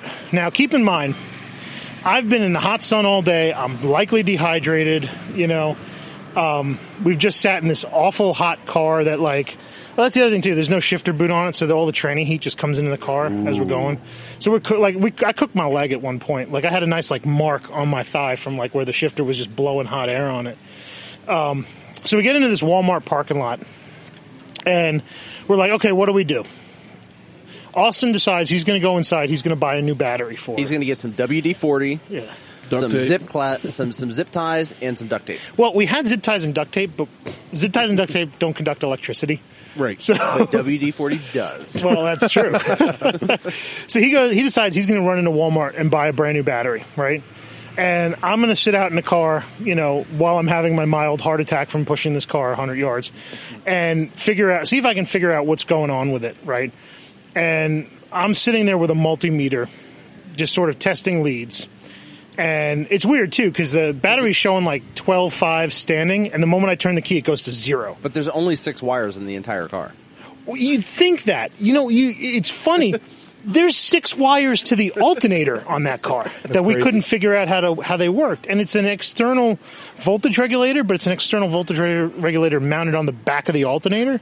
So, and there were things that were unplugged that I didn't know why they were unplugged or what they went to, and it was a big old mess. So, anyway, I'm sitting there testing leads, breathing heavy, trying not to die of exhaustion. And Austin's enjoying the AC. He's inside, right? Eating at the Subway in there. Out of the corner of my eye, I see this woman. She's in workout clothes. She's mid-30s. She's texting on her phone kind of furiously, and she's wandering around the parking lot. And she would text on her phone and look up. And look a couple directions and walk a direction, and then she'd get back to texting on her phone, and then she'd look up again, and she'd walk, and she's doing this about 4 or 5 times before I see her starting to walk over to me. Okay, and I'm like, oh God, what is this? What am I going to get roped into now? So she comes up to me while I'm sitting there. Do you have $5 for gas? My car ran out of gas. Well, and this is 2 in the morning, right? No, it was 9 o'clock at night. Okay, I just knew it was at night. It was dark, so. That was the thing, though. I was totally expecting to get spanged right at that moment. Hey, do you have some spare change? Hey, can you help me out? But, I was looking at her, and she was clean. She wasn't dressed poorly. I mean, she was in workout clothes, but they were nice workout clothes. Her hair wasn't matted. I'm sorry? That's how they rope you in. That's how they get you. Right. And she comes up and she goes, hey, can I just vent to you for a minute? And I'm like, okay, sure, why not? I'm not doing anything, and this is all part of the adventure. You're going to be on a road trip, you're going to talk to people. Talk to people. Yeah. So she starts telling me about how her friend's supposed to meet her here and pick her up and the whole thing, and she can't find him or whatnot, and, she starts complaining about how she tried to return some clothes to Walmart. She's here for the scotch.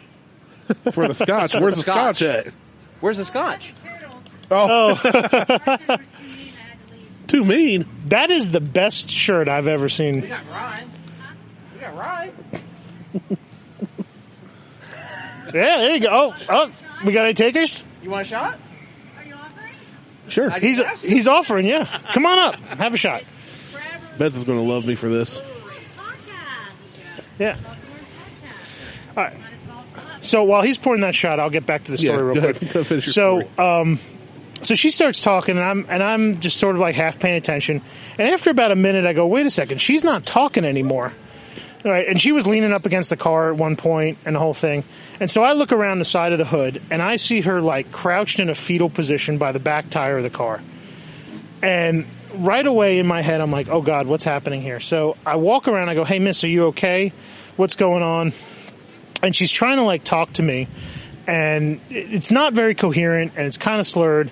And at that moment, this other woman in a Toyota pickup pulls up, and she goes, hey, is that girl okay? And I'm like, I don't know. She just came up and started talking to me. And, like, I don't know her. Like, we're just having a conversation.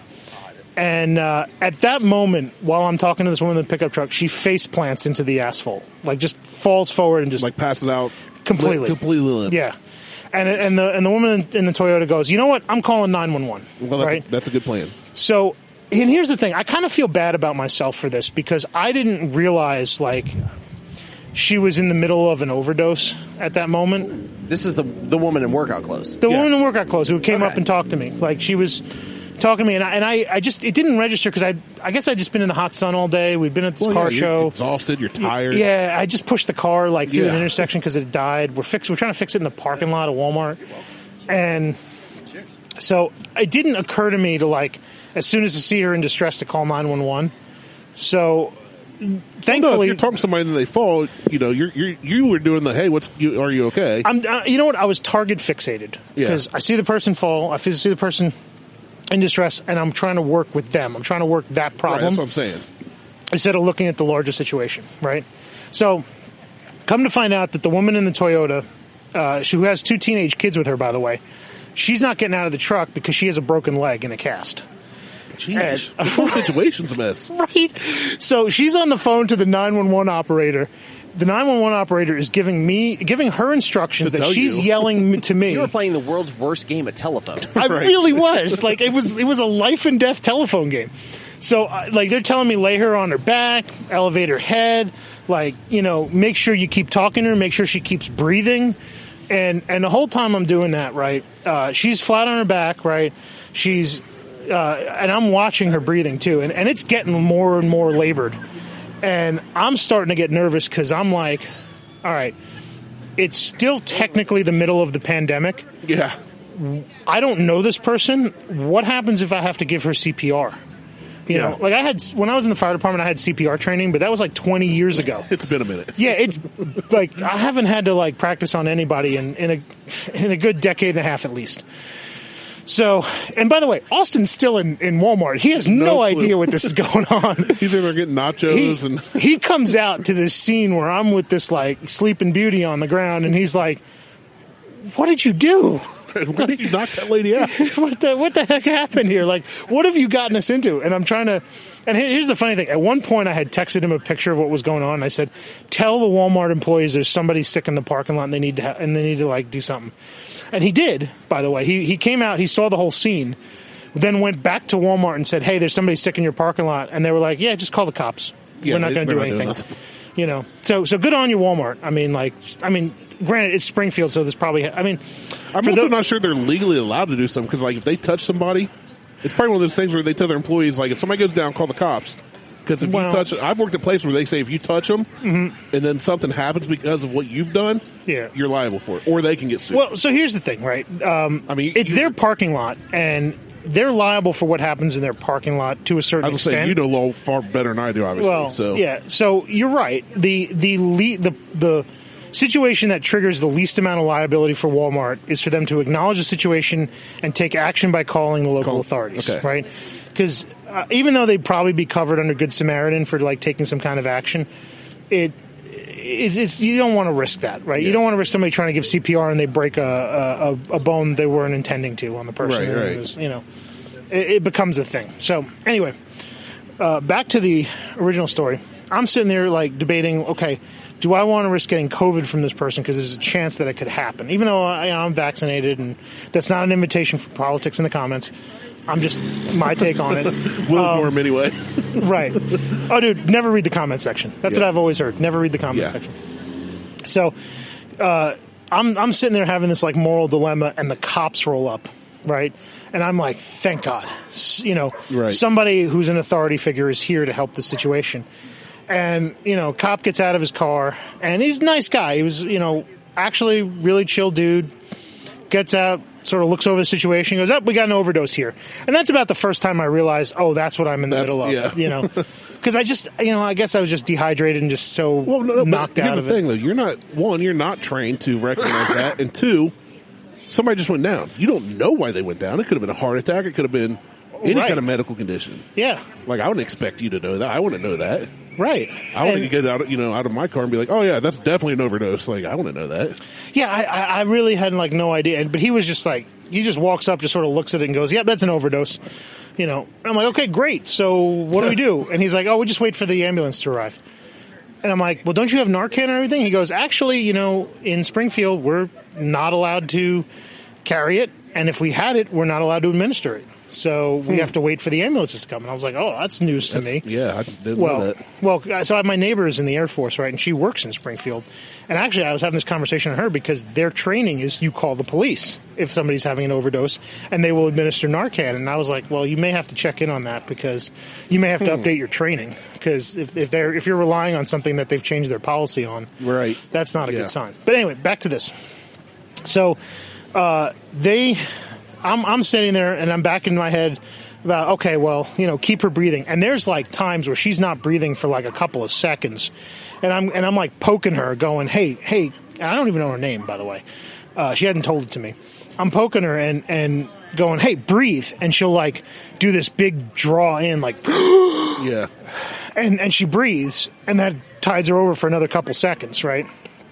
And at that point, I see the ambulance coming down the road, and I'm like, oh, thank God.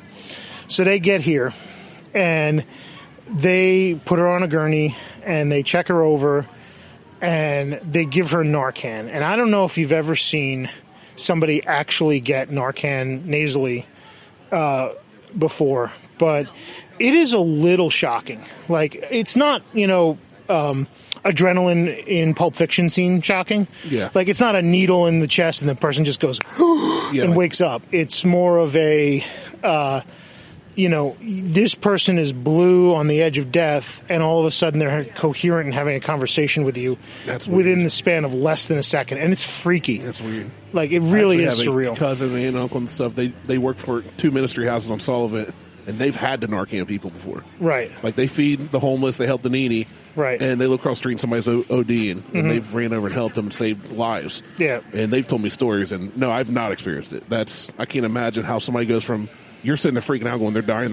Oh, look, they're fine. Yeah. Like, it's just, I can't imagine what that would feel like. EMTs told me she only had a couple minutes left before they had crazy. Got to her. So, and by the way, so I almost pass out at that moment because I've just had all of this stress popped on me, like, out of nowhere. Your adrenaline had me through the roof. Yeah, and all of a sudden, go from exhausted to she's gonna live. Yeah, like, you're exhausted. Your adrenaline jumps up. She's going to die. She's going to live. Like, I think the funniest thing, and it may be on video, is I turned to Austin at that moment. I said, I think I've had enough adventure for one day. Like, let's get home. Well, that's actually the other coolest part about it is so they I don't know if we told this addendum in the video of it. By the way, check out Lucor Automotive's channel for all of this story plus our power tour excursions. On YouTube. Yes, on YouTube. On YouTube. Lucor Automotive, Lucore. It's a wonderful time and a lot of fun. If you guys ever had the chance to do the Hot Rod Power Tour, I highly recommend it. But back to this part of the story. So I almost pass out. I'm sort of getting collected. The ambulance hauls her away, and there's about 6 cops there now, and they're all sort of hanging out with us. And the one officer comes over, and he's like, so how long you guys figure you're going to be here? And we're like, we'll probably need about 45 minutes to fix the car. And we're only going about 20 minutes down the road. And he goes, great. If you see her again, don't have sex with her. That's good advice. And at that moment, I was like, wait, what? And he goes, well, the hospital's not going to be able to hold her. They're going to have to release her. There's a good chance she's going to come back here because it seems like she may have left her car here. And she, Narcan puts you in full detox at that moment. So she's going to be hurting for it. And she may be willing to do things to acquire it that, normal people may consider prostitution. So, that was his comment, and I was a little.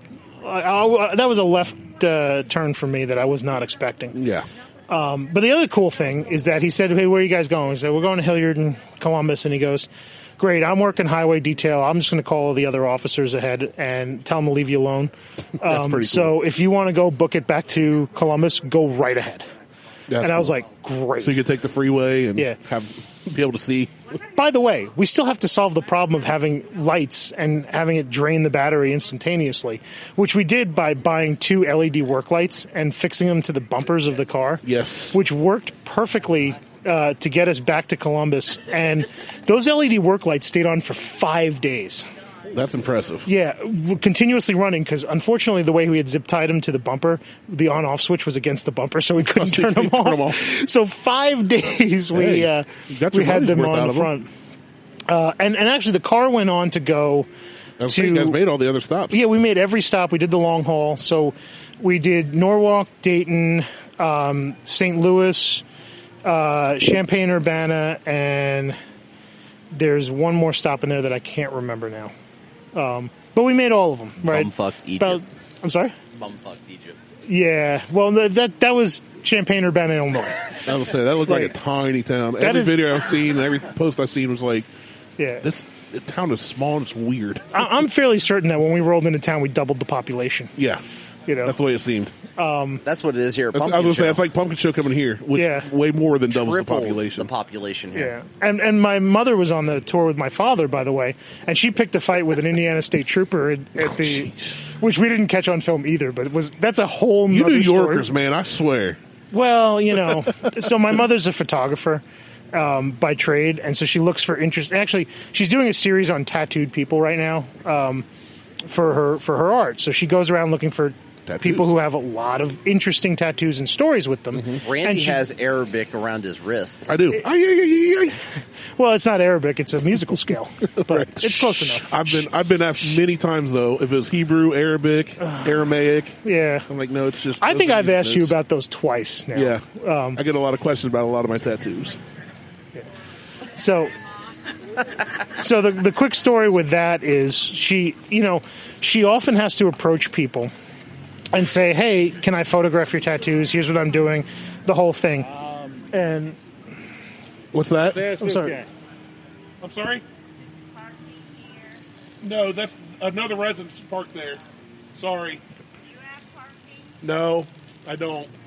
Actually, I was going to say there's parking up the street at the church. All right. So, I don't know. How did you get in here? How did she even get here? All That's the what roads I'm are closed off. Without a I don't know. pass. Anyway, so back to this story. So, sometimes that involves... She's a smoker, too, and she's got 2 kids in the car. You guys got parking here. I want to park here. You know that... I could go for a cigar or a nice pipe right now myself, but... Oh, okay, thank you.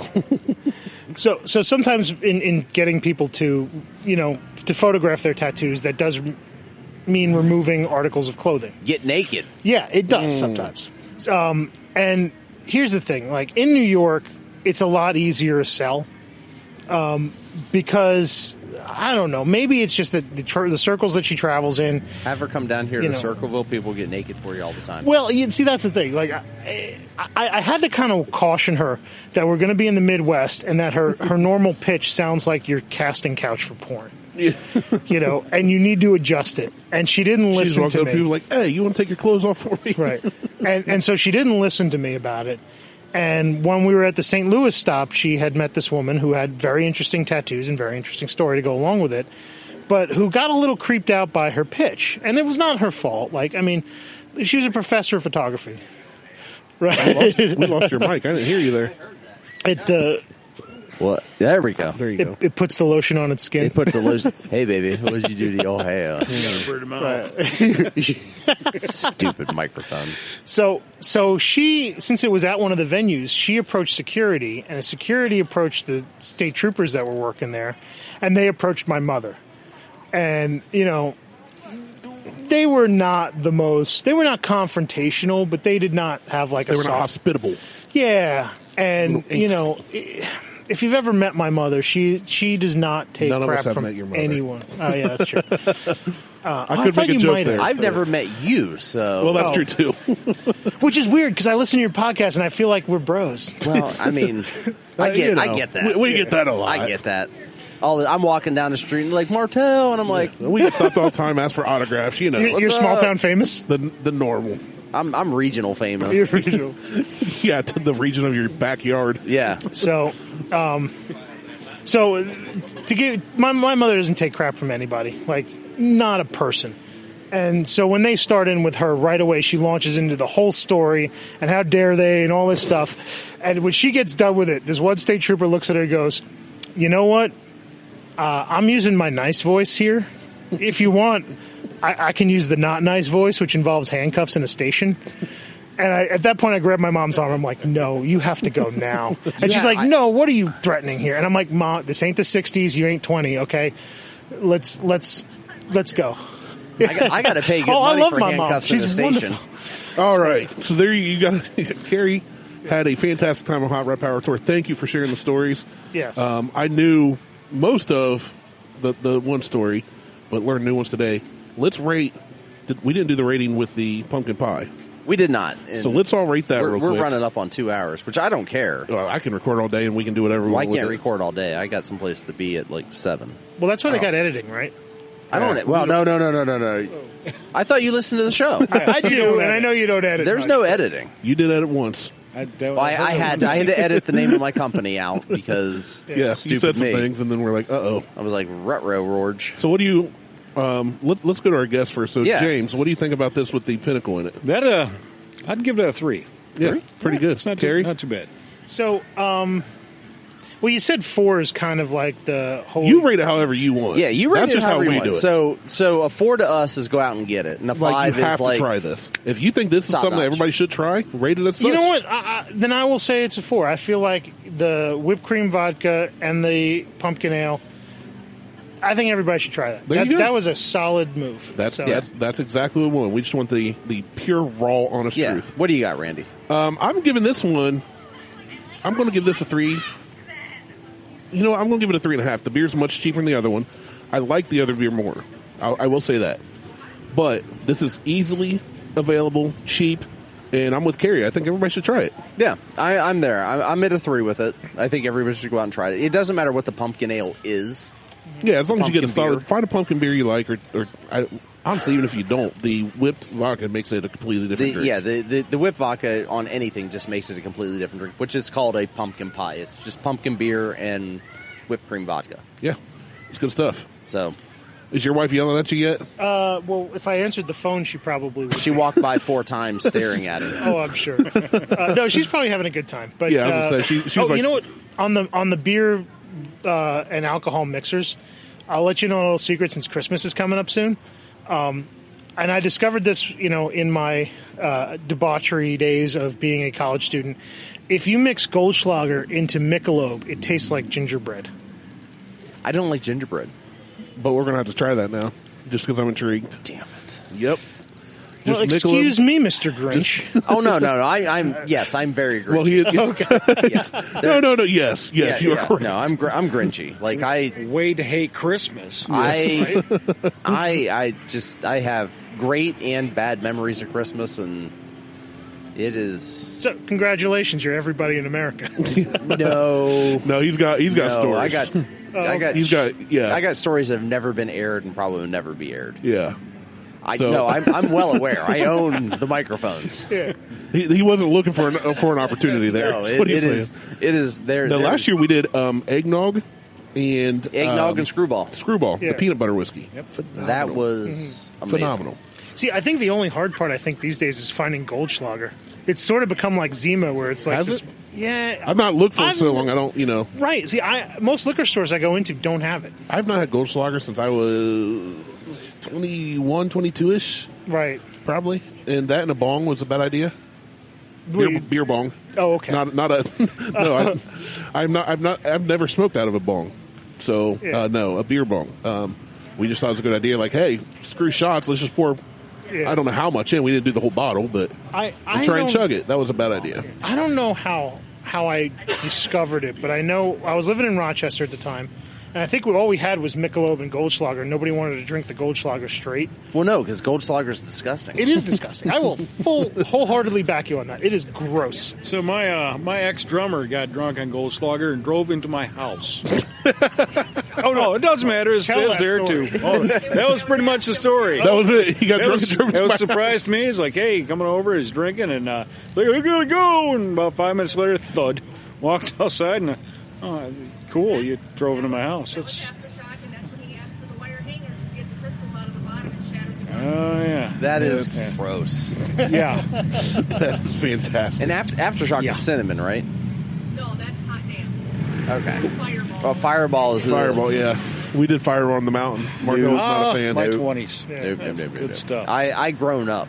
Boy, I keep getting some whiffs of some. I feel like Marijuanas. Fireball and Goldschlager are like punishments on humanity for some cinnamon-related crimes that we just don't know about yet. So, so this is freeze-dried saltwater taffy. catch. Got it. Jim can't catch. Don't throw it. Catch. Horrible. Oh, got look it. it. So these, so we were at the PA event. These, a friend of mine made all this. Oh, dude. So, Wow. shit, I James just wasn't went into it. expecting that. Him and Awesome. Care both. They're just. Oh, well. That's good stuff. That's tasty. That's real good stuff. We got more. You want more? You want to try one? Yeah, there you go. I'll let you pick Yeah, that's Bottle go? What's that? I think that was cotton candy. That was Oh. disgusting. Take Martelle your cup. Tell him to pour you one. Yeah. You say yours was cotton candy? We'll try the other one. I then. think it was cotton candy. It, Hey, It was That's blue. wild, isn't it? Carrie wants a little rye. Oh, I think she's dying. you know what they say, rye whiskey. Oh, that's great. You don't like orange creamsicle? Oh, yeah, it is. It is. I'm good. It is freeze dried. Good too. I was surprised. So we did Traverse City Yep. on the show, and I think we did the barrel strength. And it was Apparently we really pronounced good. it wrong the whole time. Isn't Traverse City like famous for cherries or something? Yes. Well, they're from Michigan, so And in wine, also. We have wineries up there as well. If any of you guys follow Oak Island, Yep. Laguna Brothers, they're from northern Michigan. They're actually from the Muskegon area. I just realized we're all sitting here listening to her. Nobody can hear. Nobody Traverse can. City area. It's picking up. Well, no, you guys can. I meant the Slightly. podcasters. No, I think it's picking up on my mic. On your right. Okay. Very slightly, but it's fine. But yeah, it's Traverse City's national for cherries. Yeah. That's Well, also I where like, you go nope, if you got nope, money. nope. and Save wanna those for look last. cool. Be all hipstery. Yeah. Just Yeah. trust me. Save them for last. Save the Okay. skittles All right, for last. all right. I will say this: anytime they have Traverse City ice cream at my Meyer, it's always cherry and amaretto, and I'm like, I'm in.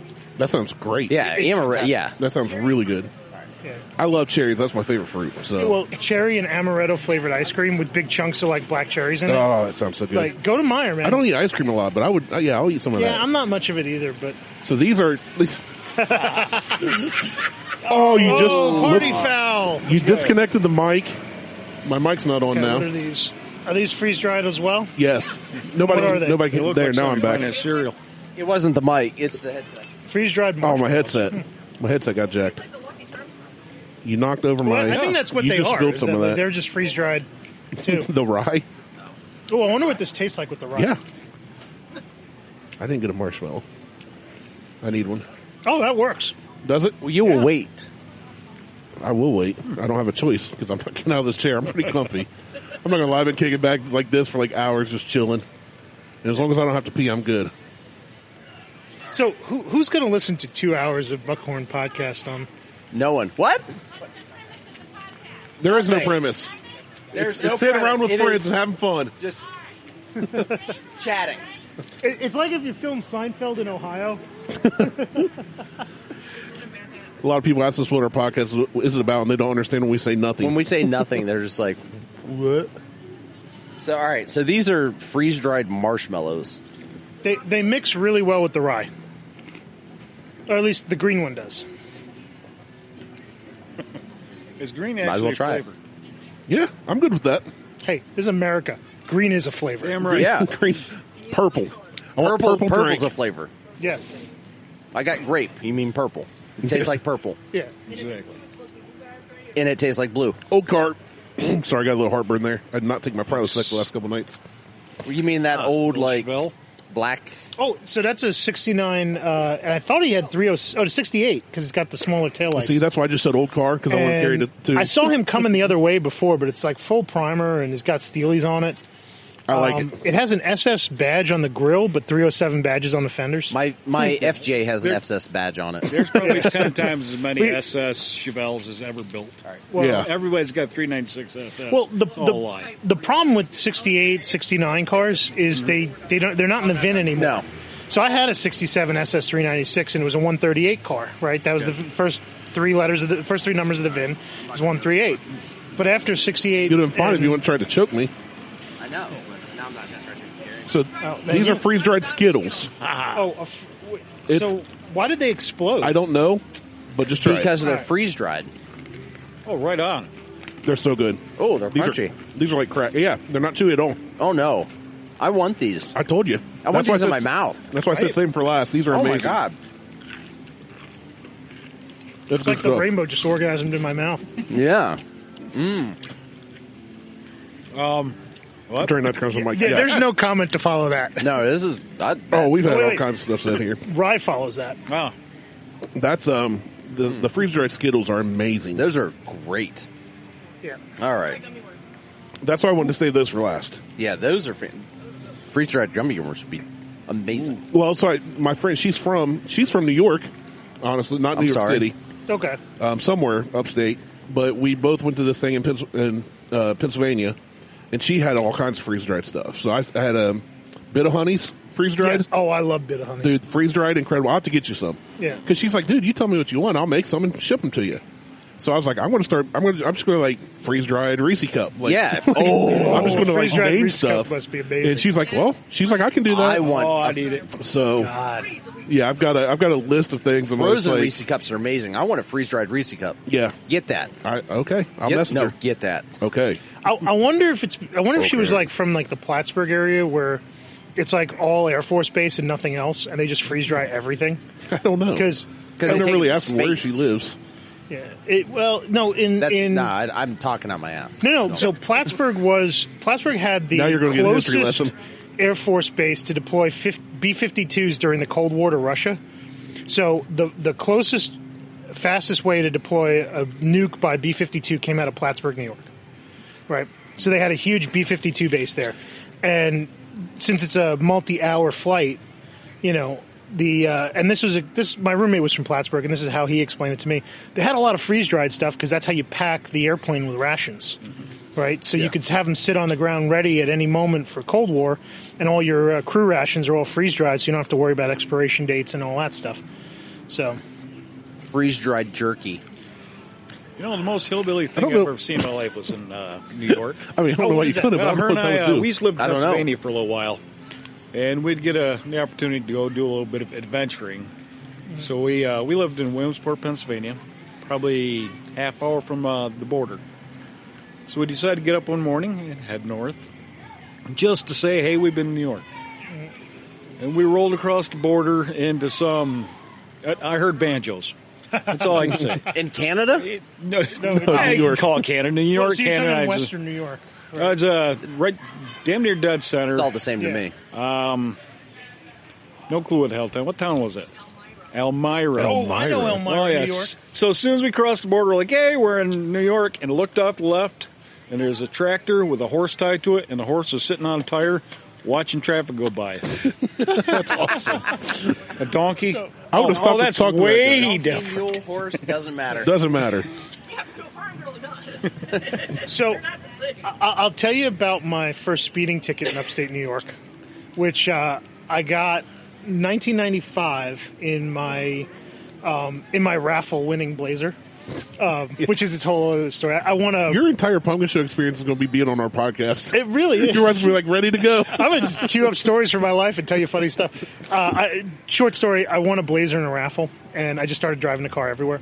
But I took it with me to college in Rochester. So I'm driving down the New York State Thruway, and I come over the rise, and the state trooper has got me dead to rights. Like, I'm doing 75, and it's like a 65 zone, and he writes me a ticket for Phelps, New York, which I had never even heard of before. And so I get the ticket. It's got a date on it. I go. I think I was driving to Syracuse at the time. I go back home. A couple weeks later, I show up and for the date, and I drive into Phelps, which when you get off the throughway is a one traffic light town in upstate New York, right? And the address on it was a state trooper's outpost, which was literally a shack without a bathroom. Jeez. I thought you were going to say it was his home address. Getting there. Oh. So I go and I ask these state troopers, where am I supposed to appear for my ticket? And he goes, yeah, judge is holding court in his barn tonight, so here's the address. You got to go down to his barn. So while I'm sitting there talking to the officer, this guy, on a tractor is herding about 20 heads of cows through the traffic light in the middle of Phelps County. That's awesome. I don't know where he's taking in movies. I've never seen that in real life. Right. It felt like a movie. This is like 1995, so nobody's got camera phones. I'm not carrying a camera on me. I wish I had taken pictures of that. Wait, I'm sorry. Everywhere, Michigan. Yeah. Everywhere that's not Detroit. Mostly. No, even in Detroit. I've been to Detroit once. That was one time too many. So I go. I literally drive like a mile down the road, farm road, no street lights. Get to this barn, and there's all these cars out in the parking lot, and it's literally one after the other. The judge has a folding table in the center of his stable barn. He's got horse stables on both sides. That's awesome. And he's just hearing every case that comes in. And I don't know what caused me to do this, because I was watching him, and he wasn't letting anybody off. There was no negotiation. He wasn't hearing, if you wanted to present evidence and stuff, he was going to delay your date and send you out another month or so. But if you were just making your case hey, this was an accident, I don't think your officer was reading it right or whatever, he was not partying with any of that. So I think I grabbed the prosecutor who was there, and I said, hey, is there any way I can make a deal with you before I have to go in front of this guy? And he goes, well, I tell you what, judge doesn't like to give you 0 points, but if you'll take a 1 point for, improper signal, I'll let you, you can do that. Just expect he'll give you the maximum fine. I'm like, great, I'll take it. I get in front of the judge, and he looks at me, he goes, the attorney said he's going to knock this down.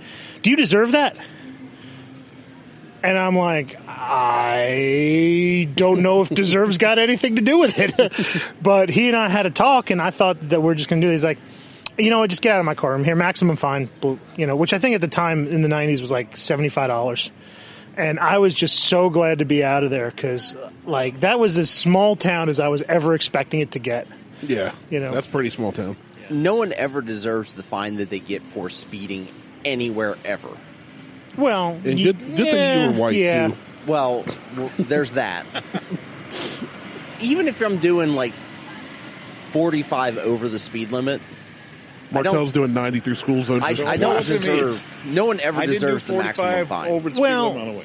I will agree about maximum fine. So here in Ohio, anything up to 19 miles over the speed limit, it's the same price. Right. So if you're doing 2 miles over and you get pulled over, it's $75. If you're doing 19 miles over, it's $75. Mm-hmm. Yes. Yeah. So speed in Ohio. Actually, so as long as you're not doing 20 over, 20 is reckless op. Right. So as long as you're not doing 20, it's not a reckless op. So as far as I'm concerned, anything there's no difference between, so it doesn't matter. If you're speeding, you're speeding. But I don't think the penalties that they have, because you're still going to get a ticket. You're still going to get points. Another school bus. I will say this. The only time I sort of support writing speeding tickets in general and fines is that officers will write them in connection with an accident to show fault. That's fine. That's supporting. That's fine. And I think that's acceptable. That's acceptable. And I don't mind reckless car op, chases. But I don't mind car reckless chases. op. Yeah, true. The other thing I will say is I don't know if it's still true, but I know at one point Ohio wrote the most amount of speeding tickets in the entire country. Oh, God, yes. At one point, Hilliard Rome wrote the most in the entire country. Wow. Old Hilliard Rome, not where you are, but the little village. Mm-hmm. It was a national article. You can Google it. Oh, yeah. This whole corrupt they were family. disbanded I got pulled over there Yeah. for my washer nozzle neons and ticketed. Wow. Way back in 2000, I think, 99, 2000. They've been disbanded since, like, 2000. Oh, yeah. It became such a big deal. They shut it down. You know what? I think I heard something about that on NPR. But I guess I was just leading up to the fun fact that it actually makes its way into the Cannonball Run movie. Because Brock Yates makes a joke about it, and at the time he's making the joke, it was true that Ohio was writing the most speeding tickets in the country. It got so bad. So Hilliard Rome was disbanded because they were writing so many tickets. South Bloomfield too, and it was tickets for like 1 and 2 miles over the speed limit, not like 5, 6, 10. Right. It was stupid amounts. Everybody. So you didn't live here back then.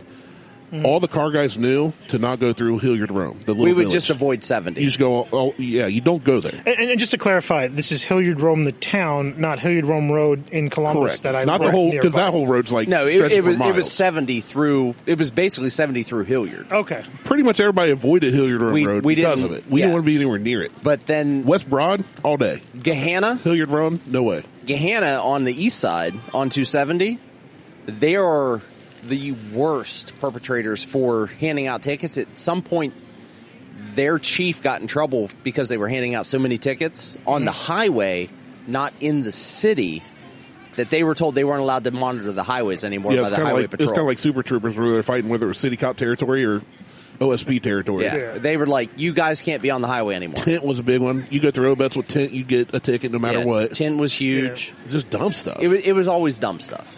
So... Which is, it's funny because like I haven't gotten a lot of speeding tickets in my life, mostly because most of the time when I was speeding, I was still in the fire department at the time, and you know, you can use an excuse. Perks of the job. You're right. Benefits. I'm on my way. Right. Actually, that is the highest speed I've ever gotten out of was because of the fire department. So I have a 1967 GTO. I've had it since I was 19 years old, and a friend of mine, back in you Long don't Island, have it right now. You should have it right now. I should have it right now. I want you to bring that thing back already. Well, Austin and I may film it for Lucor's channel that we're going to roadkill it, sort of, resurrected from its slumber for 4 years, sitting outside in my dad's driveway, and then drive it, 8 hours to Ohio in its junky condition.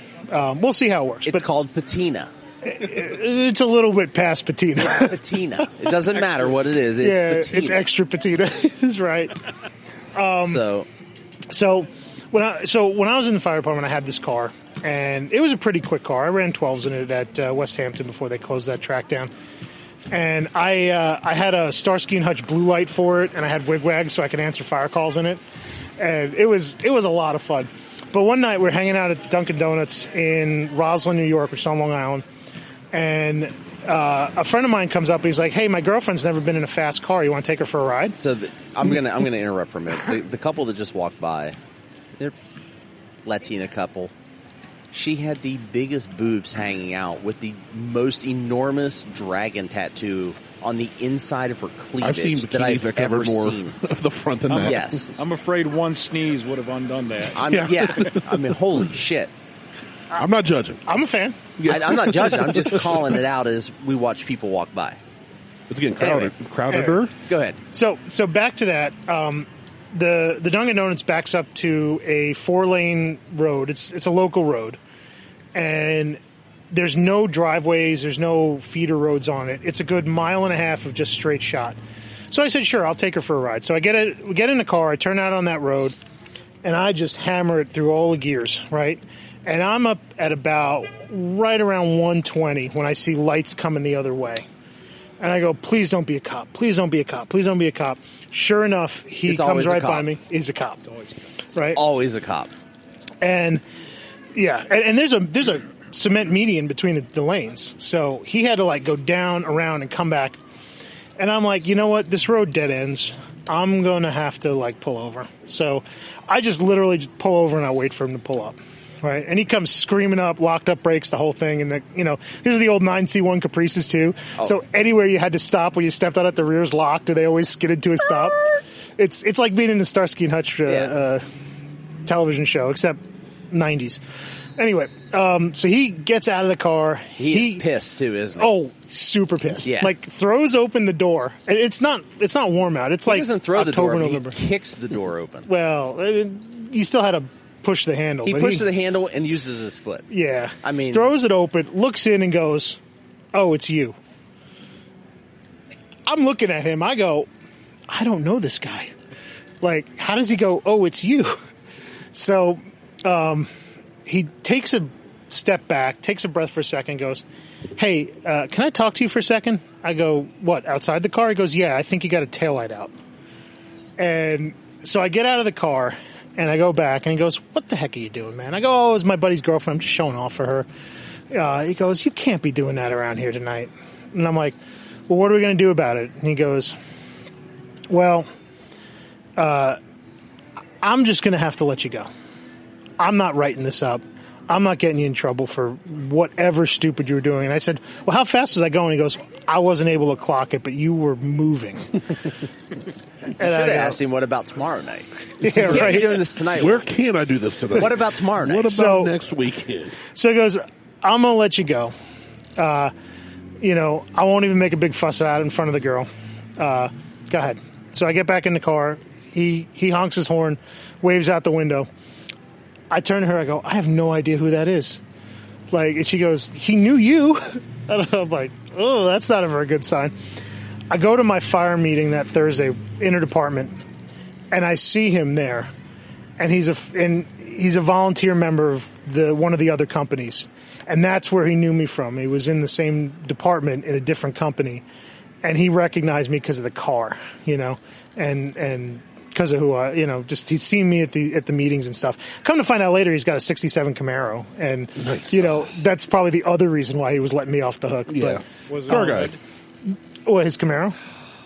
No, Like every 67 Camaro is red. his was silver with the black hood stripe, the bumblebee stripe that goes up and over the nose and down the sides. Yeah. But my goat was burgundy. Well, burgundy and primer. So, Burgundy and primer and rust. yeah, and lots of rust. Yeah, you need to sell one of your 94 motorcycles and 17 cars and get that thing back and get it going. Well, hopefully this year, fingers crossed. There you go. All right. So we're at like 2 hours and 20 minutes. That's a good couple And episodes. I'm gonna shut this down at this point, but I'm gonna ask the question. We're gonna start with Carrie, and then we're gonna do James, and then you, and then myself. How much wood could a woodchuck chuck? No. Oh. How Where do fast babies come from? Have you gone on a public road? Driving or riding? This week, It doesn't matter. How fast have you gone on a public road? Man, I got to think about that. 187 miles an hour. holy crap. I was going to say Carrie or Martelle will probably win this one. Carrie or myself may win this one. I'll tell you what's funny about that.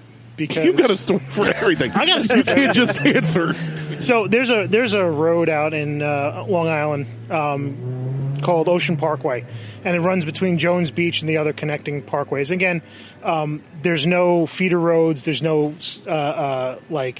dangerous things. There's no cross traffic. Just right? straight shot. And it's 2 lanes on either side, and there's a huge set of trees and brush and everything. And by the way, they keep finding dead bodies out there. There's apparently some. That's called the serial mafia. Well, either that or serial killers too. I was gonna say, you got a lot of Joel serial killers. Rosen, the Long Island killer, Well, he used to I dump was his gonna say, New bodies York's off. had- I mean, the mafia would be part of serial killers. Yeah, that's They true. serial kill. So my buddy had just bought a brand new R1, and this was 2006. Yeah, you're right. I can't deny it. So he bought this brand new R6. I think it was 2007.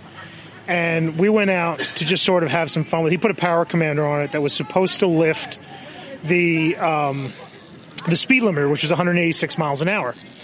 And I had my Garmin GPS at the time, which could track mile an hour. So I put it in my pocket. I got on his bike, and I went for a rip straight down like 2-3 miles on this parkway. And I had it indicating 209 on the mile an hour on the Speedo. Which Speedo's never right. Right, and that was my thinking, because that's why I put the Garmin in my pocket, because when I stopped, the Garmin said, I think it said either 187 or 188. Okay. And I was like, okay, that's the fastest I've ever been in my life. By the way, I'm never doing that again. Not on a bike. Yeah, no. I've not been near that fast. I mean, I had gear on. Like, I wasn't like out there in a t-shirt and Gear flip-flops. don't matter if you hit a tree at that shorts. speed. Yeah. Yeah, Yeah, but you you're dress right, for the slide, but you don't dress for the splatter. right. Like, there's no gear that saves you from that. It's not the fall that'll kill you; it's the sudden stop. Right. So You go full Sonny Bono into a tree, it ain't Yeah. going to matter what gear you're wearing. So that's the fastest I've been on a public road. All right, That's great. And I had a feeling as soon as you asked, Carrie's going to win this one because bikes. which is fine Like, because you know, bikes are crazy. It's not like everybody's taking out mini cars that will do 187, period. So in a car, I think it's about 155. Okay. And that was in my father's C4 ZR1. And that was, well, that's a story for another time. yeah, we'll have another 2-hour podcast and have you on. Well, if you have me on, you can guarantee it's a 2-hour podcast. we can record whatever. Beth even messaged me at one point, and she said, "Man, this guy might talk more than you do." And I said, "Yeah, this is Carrie, the guy from New York that I talked about from CR, went to Jeep Night with." And she goes, "Oh, that explains it." So James, James. where are you at? How fast have you gone on a public road, either riding or driving? Somewhere between $120 and $130. Just about the time I started nailing brakes, lost it, slid into a train track with the train barreling at me, and my engine stopped. Yeet. By the way, I made it. Obviously. Good to know that you're not an apparition in front of us. It was my Trans Am, and I was young, dumb, and that's pretty much it. All right. Put the rest together. By the way, don't do that shit. Beat it. Well, how fast have you gone? His 1994 Ford Ranger, 125 in a 94 Ranger? It was a force. Well, That's downhill. Or, You lean forward. Or the 5-speed. I mean, I was good for racing that one, too. I was saying, I didn't know a Ford By Ranger the way, do the Jeep tops right, out yeah. about 118. So I know. he said, "Sorry, 118." She goes, "I know." I've only broken 100 in 3 cars in my life. The fastest I drove, and I was driving all of them, was 156 in a Dodge Viper, and I didn't realize I was doing 156 because I'd not driven such a machine like that in my life up to that point. It was a buddy's car, and I was on South Parsons Avenue behind Soda Downs. Okay. And I looked down and went, "Oh no, I've got 3 more gears and I'm already like flying." Second was my buddy Saline. I hit 147. And the third was my Toyota Tercel. And I hit 118 in my Toyota Tercel. Well, it pegged at 118. That There's a scares video me. of me passing other Columbus Racing OG members. And he sees me pass in the old video. I pass by the Tercel on 270. He looks at his speedometer and it says 120. And then his pastor goes, "Was that the Tercel?"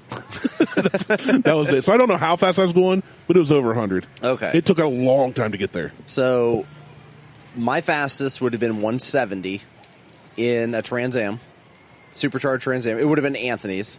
I was about to ask if it was Anthony's. It was You know what? I don't know how fast we went in his. He was driving, and I was trying to keep my butthole together. Yeah, that's the extent of every story I've ever heard. But Yeah. I ran up to his house. He's like, "Oh, I just got done doing a tune. You know, let's run out real quick and do a test." I'm like, "All right, cool." We drive down Broad Street. We hit 270. Before we even hit Gahanna, we're at 150. We pass Gahanna. We're at 170. I said, "How fast are we?" He goes, "We're at 170. I said, "You need to stop." Please. Because we were still climbing at 170. I'm like, I'm done. Like, Auto low. white knuckling, like, just trying to keep everything on my insides. In a car, that's really impressive, too. Like, because the It's very aerodynamics really impressive. play into it a lot more Yeah. than other vehicles. And Well, also being in the passenger seat is horrifying. terrifying. When you can't. Yeah. Oh, yeah. when you feel like have no you know control you have over no anything. control. When you get tunnel vision and in your passenger seat, that's a problem. So, but driving myself, it would have been, the speedometer said 120. It was really about 110 in my old GTI. Yeah. So 170 on 270. Here's the thing: is your Scares me. fastest time in a car, is your fastest speed in a car, your scariest moment? No. Right. not my scariest moment No, in my no, life. no. No. Yeah. Because I almost split my car in half on I was going to say, I've had trying to scarier- either stay on 270 or Yeah. get off to go to 70 on the west side. Oh, and you I went drove right down the- right down and like just missed. Yeah, no, I've had scarier interactions at much slower speed. Well, me and my buddy Andy used to go up every Friday and Saturday night to meet with CR. He had his 97 Neon and I had my Tercel. 95 Neon. Either way. His had a swap motor. His was faster. His handled worse than mine. On mine, I did suspension and everything first. Yeah. And we're going down 270, and we're full on Fast and Furious before Fast and Furious. You know, there's not much traffic. It's late at night, but we go around cars either which way. And one time, he went left, I went right to get around a car in the center lane, and we came together at the same time and missed each other probably by about half an inch. It probably more than that, but it seemed like half an inch. That was terrifying. We were only doing like 75 or 80. But I thought for sure we were going to clip each other. Yeah, only. Versus 100. I mean, Carrie was going, you know, a couple bucks on a bike. That sounds way scarier. But in the moment, I thought we were clipping each other, going 75 or 80, and who knows what would happen. And someone's spinning out. Yeah. So, best case, it's just a spin out. Yeah. But no, I've had my most white knuckle moment without any kind of incident is back in high school. My buddy, his father had this 62 Corvette, and it was manual brakes, manual steering, no seat belts, no top. At 35, that's sketchy. And it was he had this built 327 in it that was good for 11s, and we went out on the Grand Central Parkway on it, and I think we had it up to about 130. No top, manual steering, manual brakes, no seatbelts, right? And, you know, at that moment, the road is starting to tunnel vision in that kind of car. Because you feel like you got everything open but the toolbox, just, you know, hauling down the road. Like, everything's shaking, it's vibrating, it's, you know, it was taking a life in your own hands kind of moment. Yeah. Like, you know, I think it was even faster. I think we were up around like 140 or so. I mean, I've been on an ATV going through the woods at 35 and had white knuckle moments. So speed's not always the main thing. But yeah, I've been on a few bikes in my life on public roads. I've never been above 65-ish probably on a motorcycle.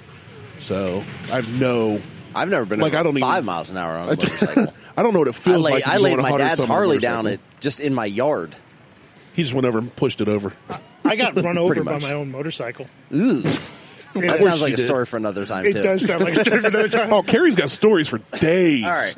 We're going to shut this down. So check us out on Facebook and Instagram and Twitter. Insta, Google, Tweetgram, and Amazon. And apparently we're on Amazon now. And I know we're on Spotify, but so whatever. Spotify. Fuck you, Spotify. Yeah. Take that. No one listens on Spotify. Since Spotify listens to us. Yeah. Hey, we're at P Show.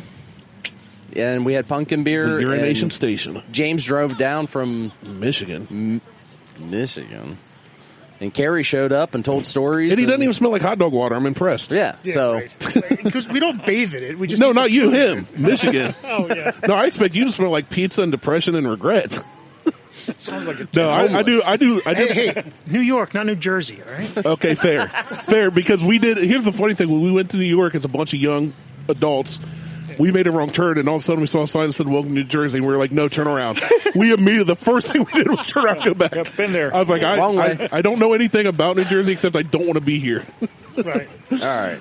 So, hey, and keep an eye out for part 2 through 5 of the Road to Indy with Mo and I. Yes, that'll be released off schedule, but legit racing. That is going to be an amazing set of series, shows, stuffy things going on. Anyway, I'm Martelle. He's Randy. For James and Carrie, we're out. Peace. Take care.